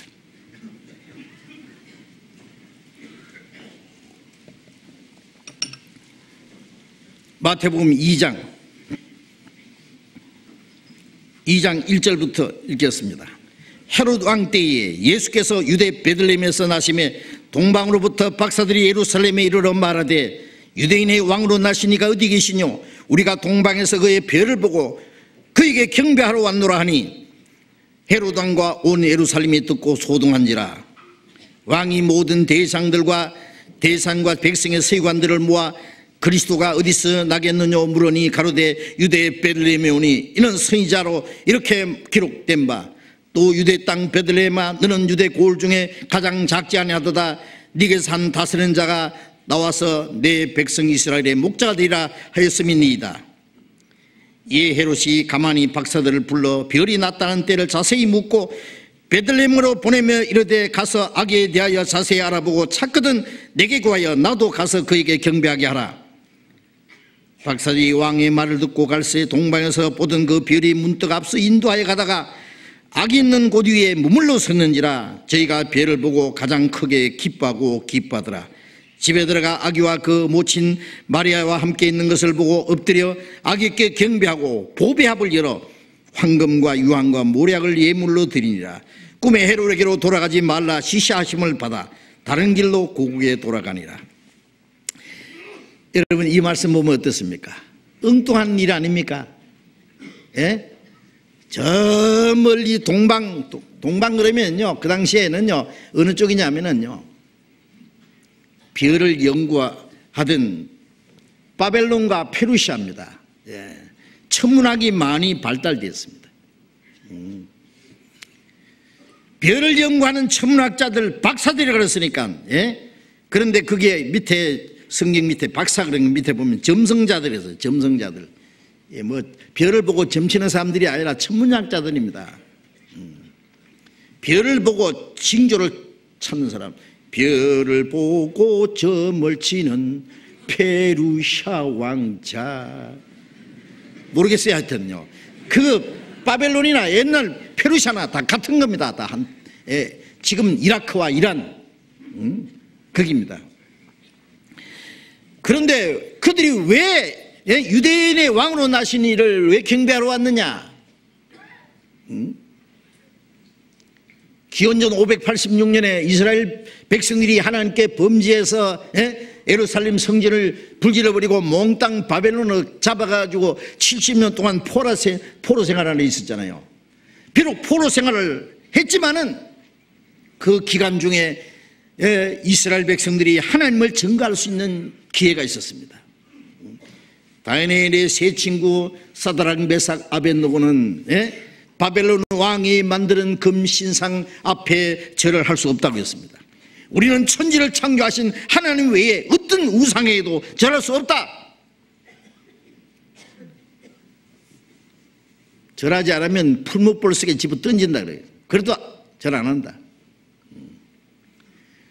우리를 풀무불 속에 던질지라도 하나님이 우리를 보호해 줄 것이고, 그리 아니하실지라도 불에 타 죽도록 내버려 둘지라도 우리는 왕이 만든 신상에 절하지 않을 줄 아옵소서. 그러니까 왕이 화가 나가지고 막 꽁꽁 묶어서 막 풀무불을 막 7배나 더 뜨겁게 해가지고 막 집어 던져버렸어요. 너무 뜨거워가지고 던지던 사람도 타 죽어버렸어요. 근데 가만히 보니까 불 속에 사람이 왔다 갔다 하거든. 하나, 둘, 셋, 넷. 야, 몇 사람 떴냐? 세 사람 떴죠. 근데 네 사람 걸어댕긴다. 근데 그 중에 한 사람은 하나님의 아들 같다. 누구겠어요? 예수님이 나타나신 거예요. 예? 느부갓네살 왕이 깜짝 놀래가지고 지극히 높으신 하나님의 아들 사드락 메삭 아벳느고야 나오너라. 그러니까요 푸른 불 속에서 걸어 나왔습니다. 예. 나오는데 뭐 머리도 거슬리지 않고 불탄 냄새도 없고 옷도 안 타고 멀쩡하게 왕이 그 앞에서 꼬꾸라해 버린 거예요. 이제부터 지극히 높으신 하나님의 종 사드락 메삭 아벳느고 하나님께 설만 행하는 자들은 그 집을 다 박살내고 그 집을 변소로 만들 거다. 예. 예. 웃지 마세요. 기록되어 있어요. 성경에 그대로 다니엘서에 보면. 예. 그 다음에 또 무슨 사건이 있었어요. 이 다니엘이 왕의 모사가 돼가지고 왕을 돕고 있는데, 예? 이 바벨론의 이 참모들이 다니엘을 미워해가지고요 다니엘을 없애보려고, 예. 다니엘이 하루에 3번씩 예루살렘 쪽으로 창문을 열어놓고 기도하거든요. 그래서 왕에게, 예, 모함했지요. 왕 외에 다른 신을 섬기는 자들이 있어서 이 나를 어지럽게 합니다. 예, 이제부터 왕 외에 다른 신에게 기도하는 자는 사자굴에 집어 던지도록 왕이 조서를 내려주십시오. 왕이 그 뭐 내용도 모르고 그래 알아서 하라고 그래가지고 조서를 내려서 왕의 의인을 콱 찍었거든요. 이 다니엘을 죽이려고 한 거예요. 다니엘은 그 명령이 내린 줄 알면서도 두려워하지 않고, 예, 전에 하던 대로 예루살렘을 향해서 하루에 3번씩 하나님 이스라엘 민족을 속히 해방돼서 그 땅에 돌아가게 해 주십시오. 계속 기도를 했어요. 잡았지요. 잡아가지고 어떻게 할까요? 예, 이 다니엘이 이 왕의 명령을 알고도 자기 신에게 기도를 하고 명령을 어겼는데 왕도 자기가 명령을 한번 내리면 어떻게 할 수가 없는 거예요. 다니엘이 얼마나 훌륭한 사람인 걸 왕도 알아요. 할 수 없이 그래 어떻게 그 법은 변개할 수 없으니까 그래 사자의 밥으로 주어라 던지라. 이 왕이, 예, 다니엘을 사자굴에다 집어 던졌습니다. 그 신하들이. 밤새도록 왕은 잠을 못 자고 슬퍼했습니다. 예? 그리고 새벽에 가서 그 사자굴 앞에 가서 부르짖었습니다.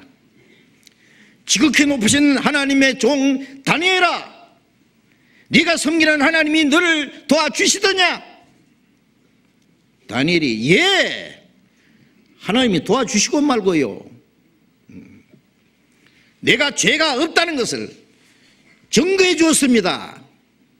그 굶주린 사자들이 다니엘 옆에 쭈그리고 앉아가지고요, 예, 아무도 한 놈도 못 덤비는 거예요. 하나님이 사자 입을 다 막아버린 거예요. 그 다니엘을 사자굴에서 끌어올렸습니다.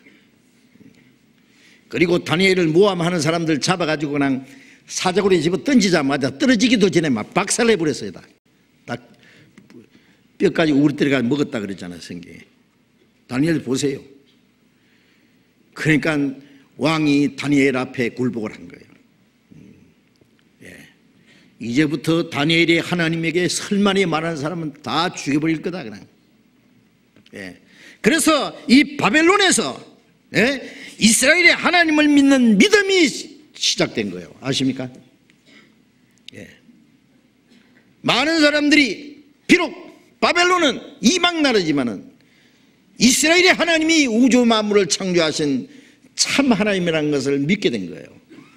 그 중에 이 하늘을 연구하는, 이 하늘의 별을 연구하는 사람, 사실 이 천문학자들 어떤 사람들은요, 뭐 신도 없이 모든 걸 창조했다, 저절로다. 신의 설계가 됐느냐? 저절로 설계다. 설계한 사람도 없이 설계가 됐느냐고.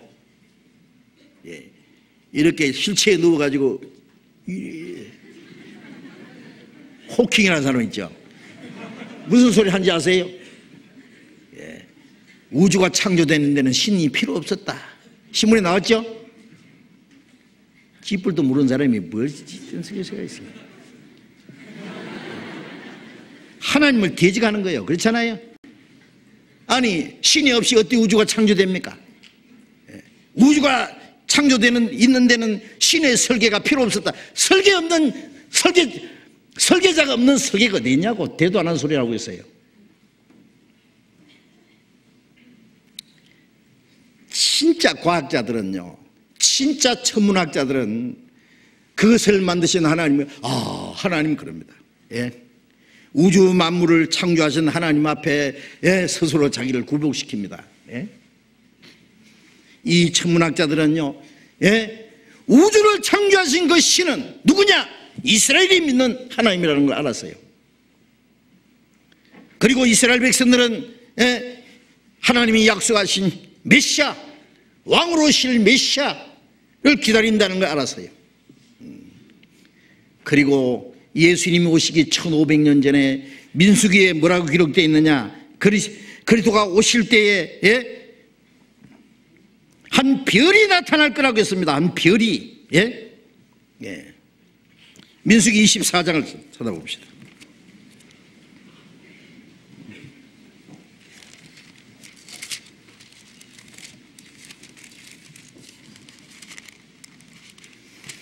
민수기 24장 17절.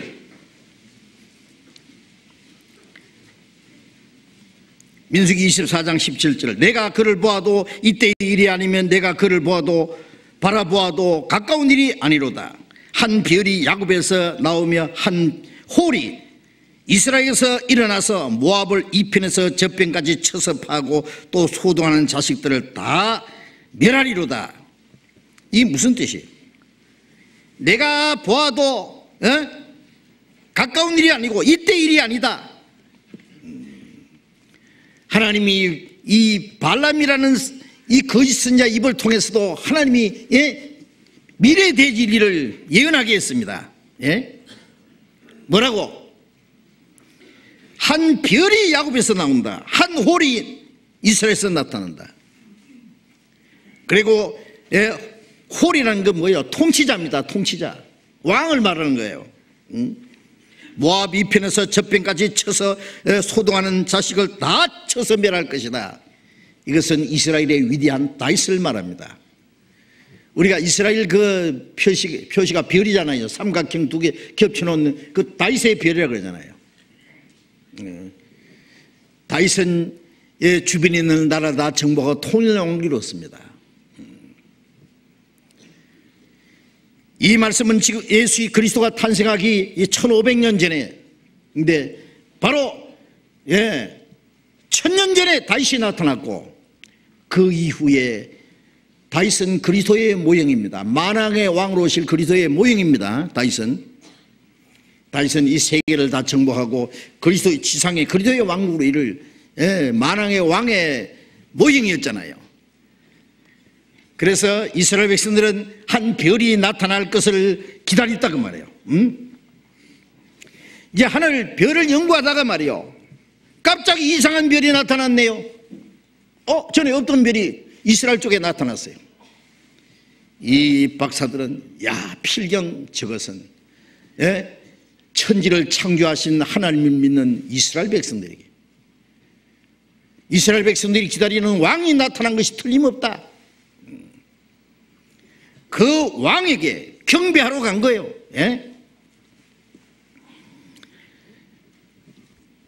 그런데 여기서 우리가 한번 생각해 볼 것이 있습니다.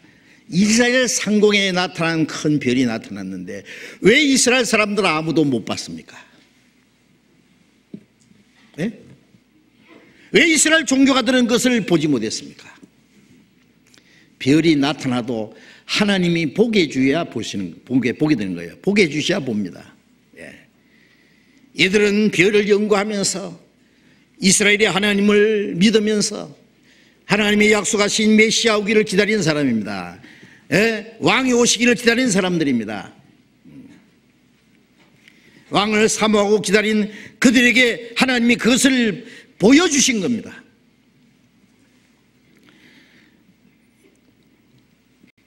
멀리 멀리 찾아갔습니다. 아마 수백 킬로, 아마 1000킬로가 이상 될 수도 있습니다. 산을 넘고 강을 건너고 들판을 지나고 험한 길을 멀고 먼 곳에 어떻게 찾아올 것을 생각했을까요? 그들은 위험을 무릅쓰고 수고를 무릅쓰고 어떤 희생을 각오하고 오로지 왕을 맞이하고 왕에게 경배하겠다고 하는 그 일편단심 한 마음을 가지고 찾아온 거예요. 왕으로 나신 분이니까 필경 예루살렘 궁궐에 나셨을 거다 하고 생각했겠죠. 그건 잘못된 생각이에요. 이스라엘 땅에 별이 나타나는 걸 보고 자기들 생각으로 예루살렘의 궁궐에 나셨을 거다. 왕이니까 당연히. 그래서 잘못 갔습니다. 예루살렘에 가서 말하기를 유대의 왕으로 나신 이가 어디 계시냐, 우리가 그 별을 보고 그에게 경배하러 왔노라 하니 헤롯 왕과 온 예루살렘이 듣고 소동한지라. 왜 소동했어요? 안 그래도 이스라엘 사람들은 왕이 오신다고 기다리고 있는데 헤롯이 왕인데 그러면 어떻게 돼요?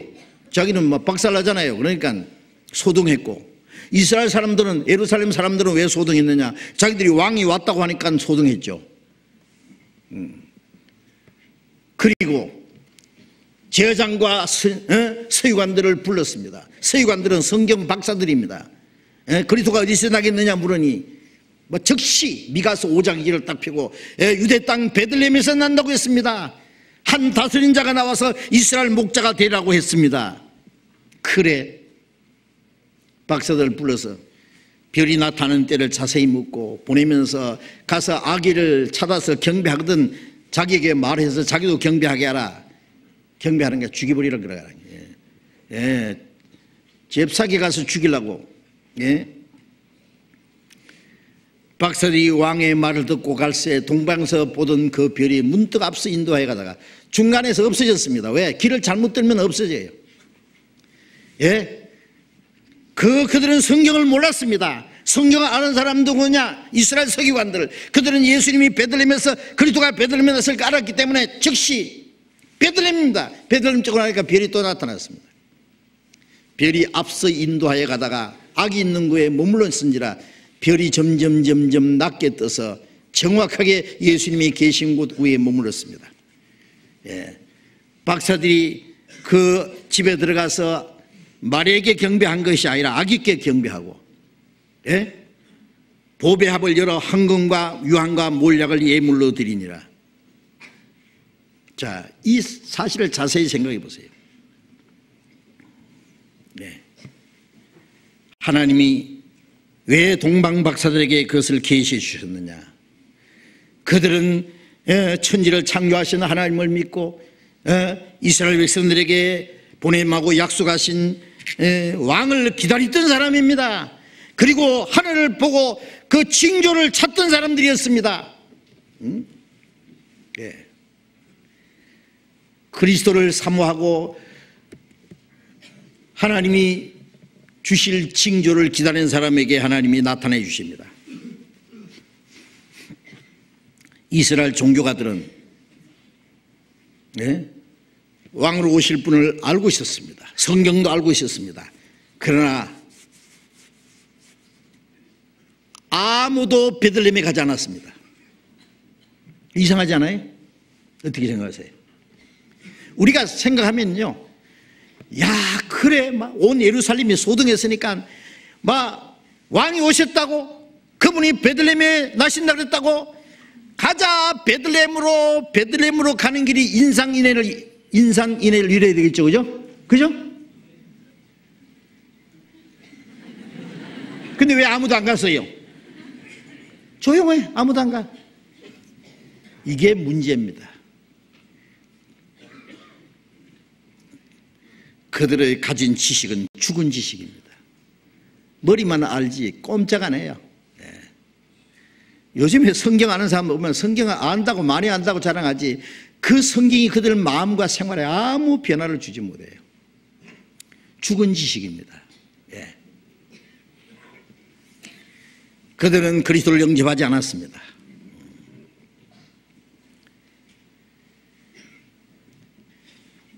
멀리서 온 이방인, 이 사람들이 그 정확하게 베들레헴에 가서 이때는 벌써 예수님이 탄생하고 나서 얼마의 시간이 걸렸습니다. 그렇기 때문에 구유는 아닙니다.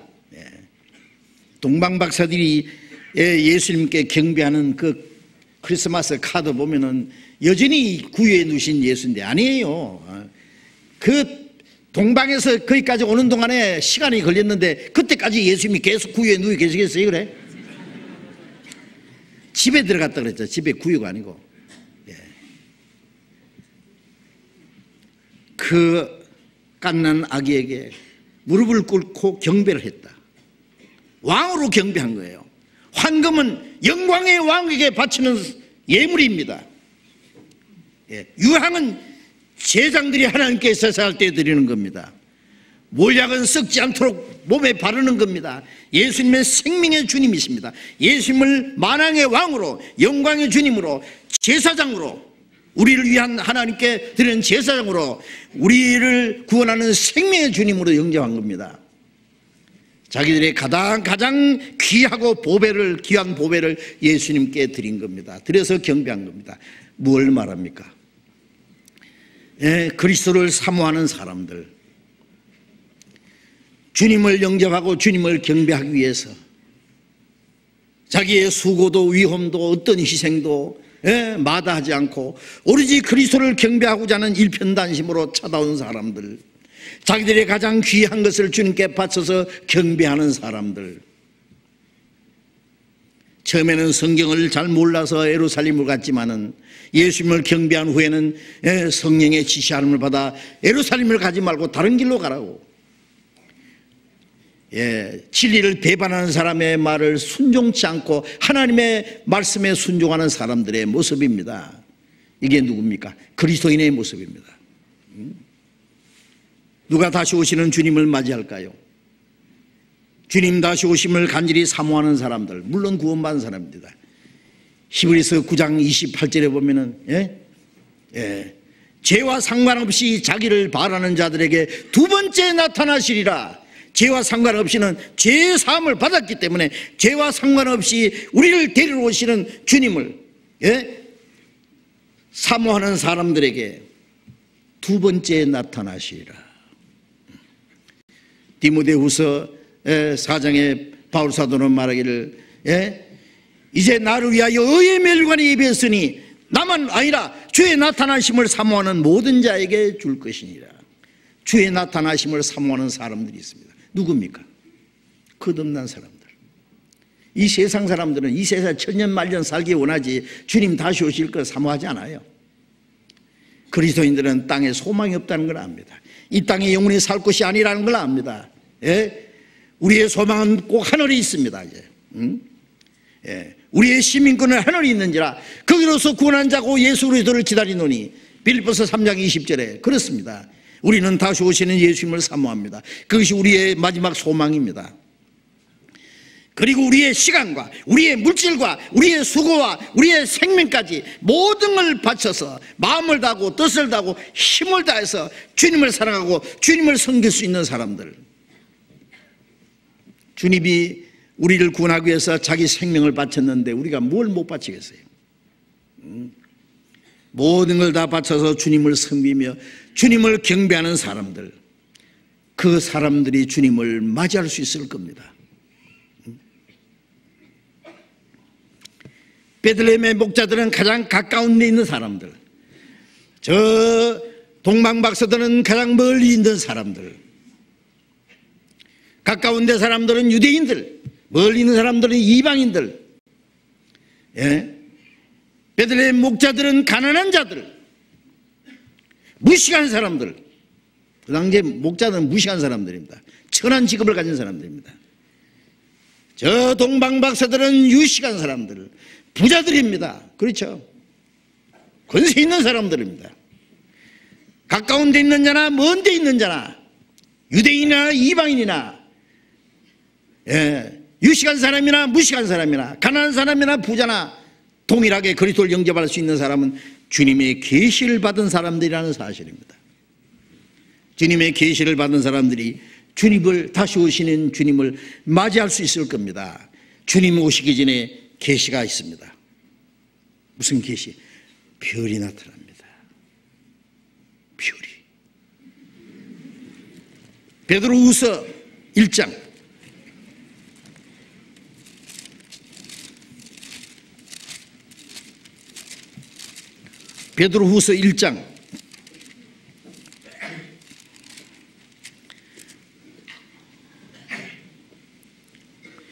베드로후서 1장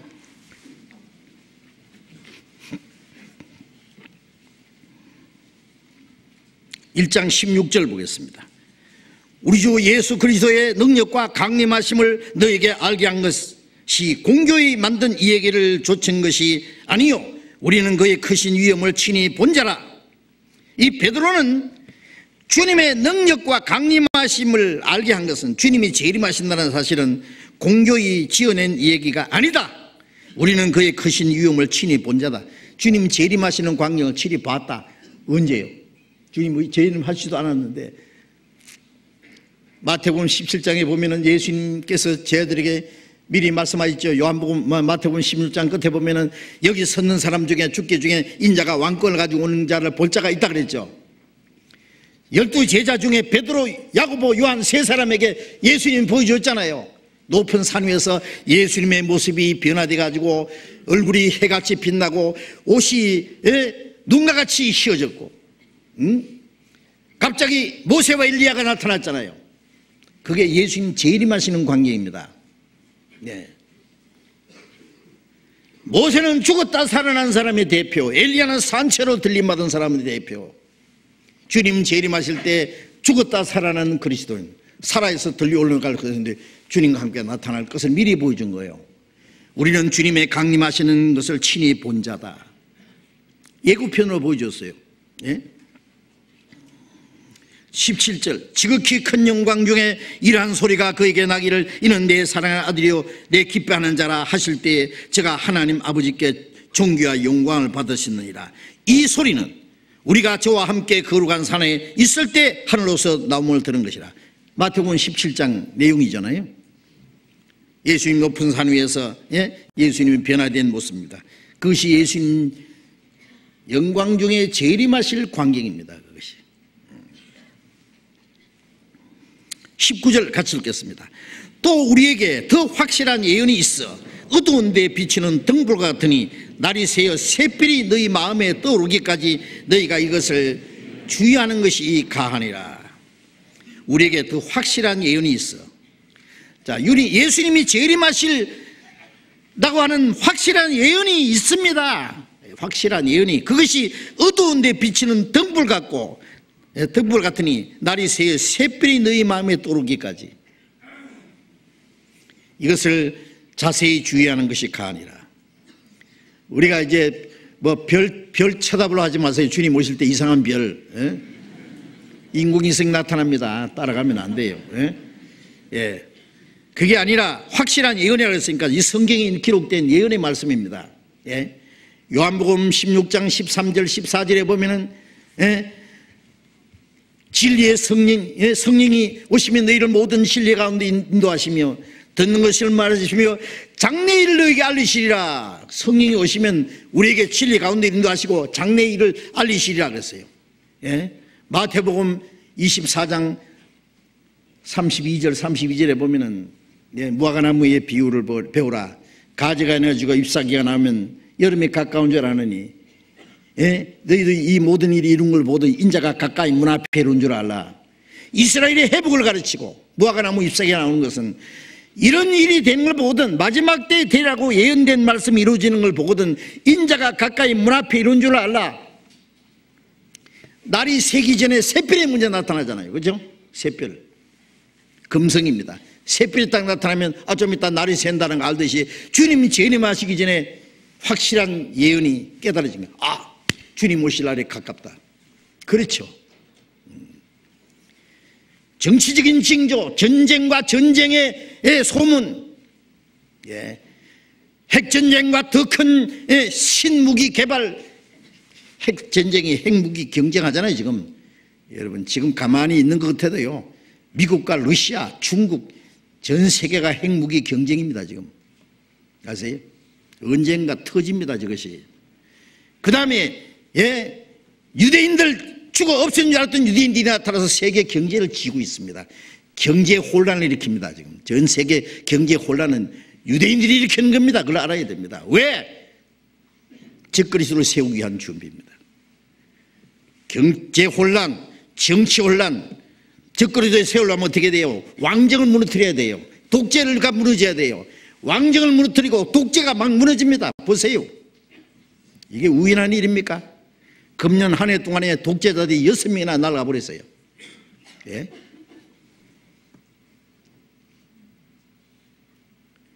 좀 있으면 적그리스도가 나타납니다. 자인계에서는 처체의 기근과 지진과 언역이 있으리라.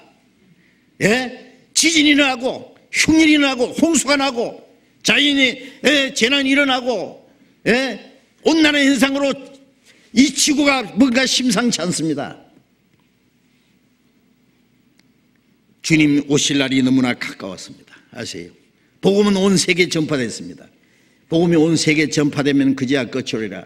만물의 마지막에 가까워서니 너희는 정신을 차리고 근신하여 기도하라. 만물의 마지막에 가깝고 주님 다시 오실 날이 가깝습니다. 우리는 정말 살아서 주님을 맞이할 수 있는 시대에 삽니다. 데살로니가전서 4장 16절에 주께서 호령과 천작의 소리와 하나님의 나팔로 친히 하늘로 쫓아 강림하시리니 그리스도 안에서 죽은 자들이 먼저 살아 일어나고 그 후에 살아남은 사람들이 저희와 함께 구름소를 끌어올려 공중에서 주를 영접하게 하시리니 그리하여 우리가 항상 주와 함께 있으리라. 은혜 시대에 죽었던 사람들은 살아 부활하고 썩지 않는 몸으로 살아나고 우리는 산채로 변화돼서 주님을 맞이하게 될 겁니다. 그러므로 여러 말로 서로 위로하라. 너희는 주의 강림하시기까지 길이 참으라. 주님 우리 오실 날이 너무나 가까웠습니다. 우리는 주님을 맞이하기 위해서 마음과 이 모든 것을 단정하게 해야 됩니다. 베드로후서 3장에 하늘이 큰 소리로 떠나고 체질이 뜨거운 물에 풀어지고 땅에 있는 모든 것이 드러내로다. 이 모든 것이 이렇게 풀어지니 너희가 어떠한 사람이 되어야 마땅하뇨? 복음이 온 세계에 전파되면 세상이 끝나는 거예요. 어떠한 사람이 되어야 마땅하뇨? 거룩한 행실과 경건함으로 하나님의 날이 임하기를 바라보고 간절히 사모하라. 거룩한 행실과 경건함으로, 경건하는 건 주님을 섬기는 마음입니다. 하나님의 날이 임하기를, 주님 오실 날이 이르기를 바라보고 간절히 사모하라. 그날에 하늘이 큰 소리로 떠나가고 체질인 뜨거운 불에 녹아지리니와 우리는 그의 약속대로 의에 거하는 바 새하늘과 새 땅을 바라보도다. 그러므로 너희는 점도 없고 흠도 없고 책망할 것이 없이 그 앞에 나타나기를 기다리라. 그렇죠? 우리는 점도 없고 책망받을 것이 없이 주님 앞에 설 수 있기를 기다려야 됩니다. 너희도 그들과 그 영광 중에 주님과 함께 나타나리라. 주님 영광 중에 나타날 때 우리도 주님 앞에 나타날 것이기 때문에 요한일서 3장 2절 3절에 주님이 나타내심이 되면 우리가 그와 같을 줄 아는 것은 그에 계신 그대로 볼 것이냐면 이 낮고 천한 몸이 주님과 같이 영광스러운 몸으로 신령한 몸으로 변화될 것이다. 주를 향하여 이 소망을 가진 자마다 그의 깨끗하심 같아 자기를 깨끗하게 하느니라. 주님 다시 오실 날을 사모하면서 주님과 같이 거룩하게 영광스럽게 될 소망을 가진 사람들은 주님의 깨끗하심 같이 자기를 깨끗하게 해야 됩니다. 주님 깨끗하게 하려면 어떻게 해야 돼요? 이 세상 죄를 멀리 해야 돼요. 요한계시록 19장에 어린 양의 신부가 예비되었으니 이 빛나고 깨끗한 세마포 옷을 입었다. 이는 성도들의 옳은 행실이라. 우리는 만왕의 왕으로 오실 그리스도를 맞이할 신부들입니다.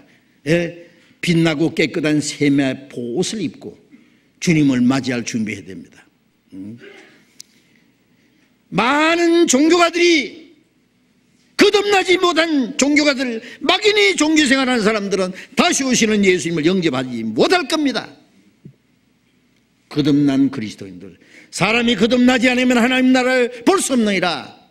거듭난 그리스도인들, 깨어있는 성도들, 다시 오시는 주님을 사모하는 사람들, 주님을 사모하고 자기의 마음과 힘과 모든 걸 다 들여서 주님을 섬기고 주님을 따르는 사람들. 요한복음 12장에 사람이 나를 섬기려면 나를 따르라. 나를 섬기는 자는 나 있는 곳에 나를 섬기는 자도 거기 있으리니. 그렇습니다. 예? 주님을 섬기고 주님을 따르는 사람들이 주님 오실 때 주님과 함께 거기에 설 겁니다. 우리는 그 소망을 흔들지 말고 굳게 서서 다시 오시는 주님을 사모하고 기다려야 되겠습니다. 우리에게 주어진 시간이 너무 빨리 지나갑니다. 그렇지 않습니까? 우리 처음 믿을 때보다 우리의 구원이, 주님을 맞이할 그날이 너무 가깝습니다. 우리는 깨어서 정신을 차리고 우리의 마음이 세상에 헛된 것에 빼앗기지 않도록 해야 되겠습니다. 그래서 깨어서 양떼를 지키던 목자들처럼, 동방에서부터 예수님을 왕을 맞이하기 위해서 먼 길을 찾아온 박사들처럼, 그리고 주님께 자기를 모든 걸 바쳐서 경배하는 그 동방 박사들처럼 우리도 주님을 사모하고 주님을 섬길 때에 다시 오시는 주님을 영접할 수 있을 겁니다. 같이 기도하겠습니다. 자비로우신 우리 아버지 하나님, 하나님이 작정하신 마지막 시대에 이 세상 많은 사람 가운데 우리를 먼저 불러 구원해 주시고 거룩하게 구별해 주신 주님, 우리는 다시 오실 주님을 사모하고 기다립니다. 첫 번 오신 주님을 영접한 사람들과 배척한 사람들을 통해서 다시 오실 주님을 맞이할 수 있는 사람들이 어떠한 사람인가를 우리가 배웠습니다. 주님, 구원받은 성도들, 거듭난 그리스도인들, 그리고 주님 다시 오실 날을 사모하며 깨어있는 성도들, 그리고 우리의 마음과 힘과 모든 걸 다 주님께 드려서 주님을 섬기고 주님을 경배하는 성도를 위해서 주님이 다시 오셔서 우리를 영광 중에 영접해 주실 것을 믿고 그날을 사모하고 기다립니다. 우리 가운데 한 사람도 이 거룩한 무리에서 떨어지는 사람이 없도록 도와주시고 다시 오시는 주님을 사모하고 그 영광 중에 다 참여할 수 있도록 우리를 주님의 손으로 붙들어 주시고 굳건히 세워 주시옵소서. 이제 한 해를 보내고 새해를 맞이하는 우리들, 이제 한 해를 돌아보고 우리가 주님 앞에 불순종한 일, 잘못한 게 있으면 주님 그 모든 걸 용서해 주시고 새롭게 하시고 우리에게 허락하신 새로운 날에 다시 오시는 주님을 사모하는 마음으로 순종하며 더욱 주님을 가까이 섬길 수 있도록 인도해 주시옵소서. 주 예수님 이름으로 기도드렸습니다. 아멘. 찬송가 460장을 찬송하겠습니다. 460장.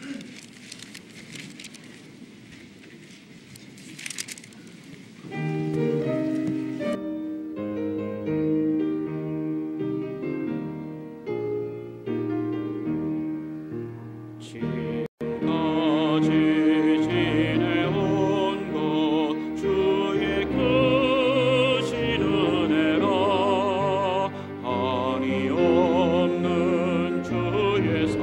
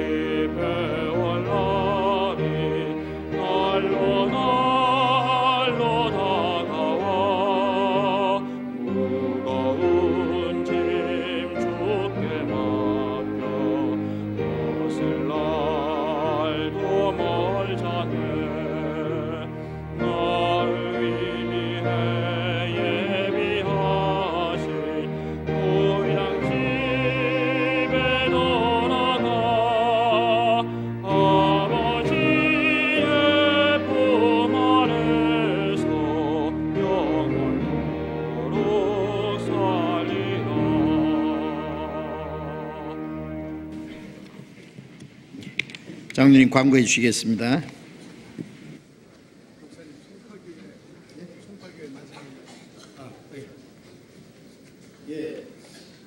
송파교회 그 송파 교구죠. 교구가 그동안 우리 멀리 왕래하면서 함께 교제하고 신앙생활로 열심히 봉사해 주셨는데 오늘 마지막 주일 같이 참석하고 이제 새해 1월 1일부터 송파교회로 우리 자립해서 그곳에서 신앙생활하고 전도하게 됐습니다. 송파교회 형제 자매님들 잠깐 일어나 주시기 바랍니다. 송파교구, 송파교회 이쪽에 몰려있네요. 뒤에도 있고. 자, 박수 한번, 격려 박수. 감사합니다. 열심히 신앙생활 하시고 열심히 전도하시고 많은 영혼 구원받도록 도와주시기 바랍니다. 감사합니다. 광고 말씀드리겠습니다. 아시는 대로 다음 주로 다가왔는데요. 대집회가 1월 9일부터 있습니다. 이미 익히 아시니까 잘 계획하셔서 다 같이 아주 좋은 새해 첫 대집회가 되도록 준비해 주시기 바랍니다. 또 이미 아시는 대로 12월 30일부터 우리 동계 수양회 2차 동계 수련회를 하게 됩니다. 그리고 동계 수련회 2차 사전 접수는 오늘까지 하게 됩니다. 그리고 오늘 동계 수련회 봉사를 많이 하게 되는데요. 특히 지하 1층에 매점 설치 봉사가 있습니다. 그래서 오후 1시 반까지 이 차량을 전부 이동해 주셔야 됩니다. 금일 2시 이후에 동계수련회 준비 봉사가 있는데요. 이거 좀 잘 들어주십시오. 인덕원, 관양, 평촌, 비산, 벌말, 과천 교구 형제님들 본당 1층 소강당에 2시까지 모여주시고 죽전, 수지, 서현 교구 형제님들은 교육은 2층 소강당에 2시까지 모여주십시오. 교육은 2층입니다. 미금 442구역 장소 구역 모임 장소가 선교원에서 김미숙 자매님 댁으로 변경됐습니다. 양평교회에서 신정 떡국떡을 가져왔습니다. 많이 이용해 주십시오. 그리고 아시는 대로 성도 다이어리 달력 판매하고 있습니다. 많이 이용해 주시기 바랍니다. 광고 마치겠습니다. 잠깐만요. 우리 동계수련회가 얼마나 귀중한 시간인지 아시죠? 한 해를 보내면서 새해를 맞이하면서 그리스도인들이 새로운 마음의 다짐을 가지고 새로운 각오를 가지는 귀중한 시간이 될 겁니다. 그래서 금요일 30일 12월 30일 저녁부터 시작해서요, 그 다음 토요일 오전과 저녁, 또 주일날 아침까지 이렇게 4차례 집회가 있습니다. 우리 동계수련회에 다 참석하시고 여기서 주무실 분들도 계시고 왕래하실 분들도 계실 겁니다.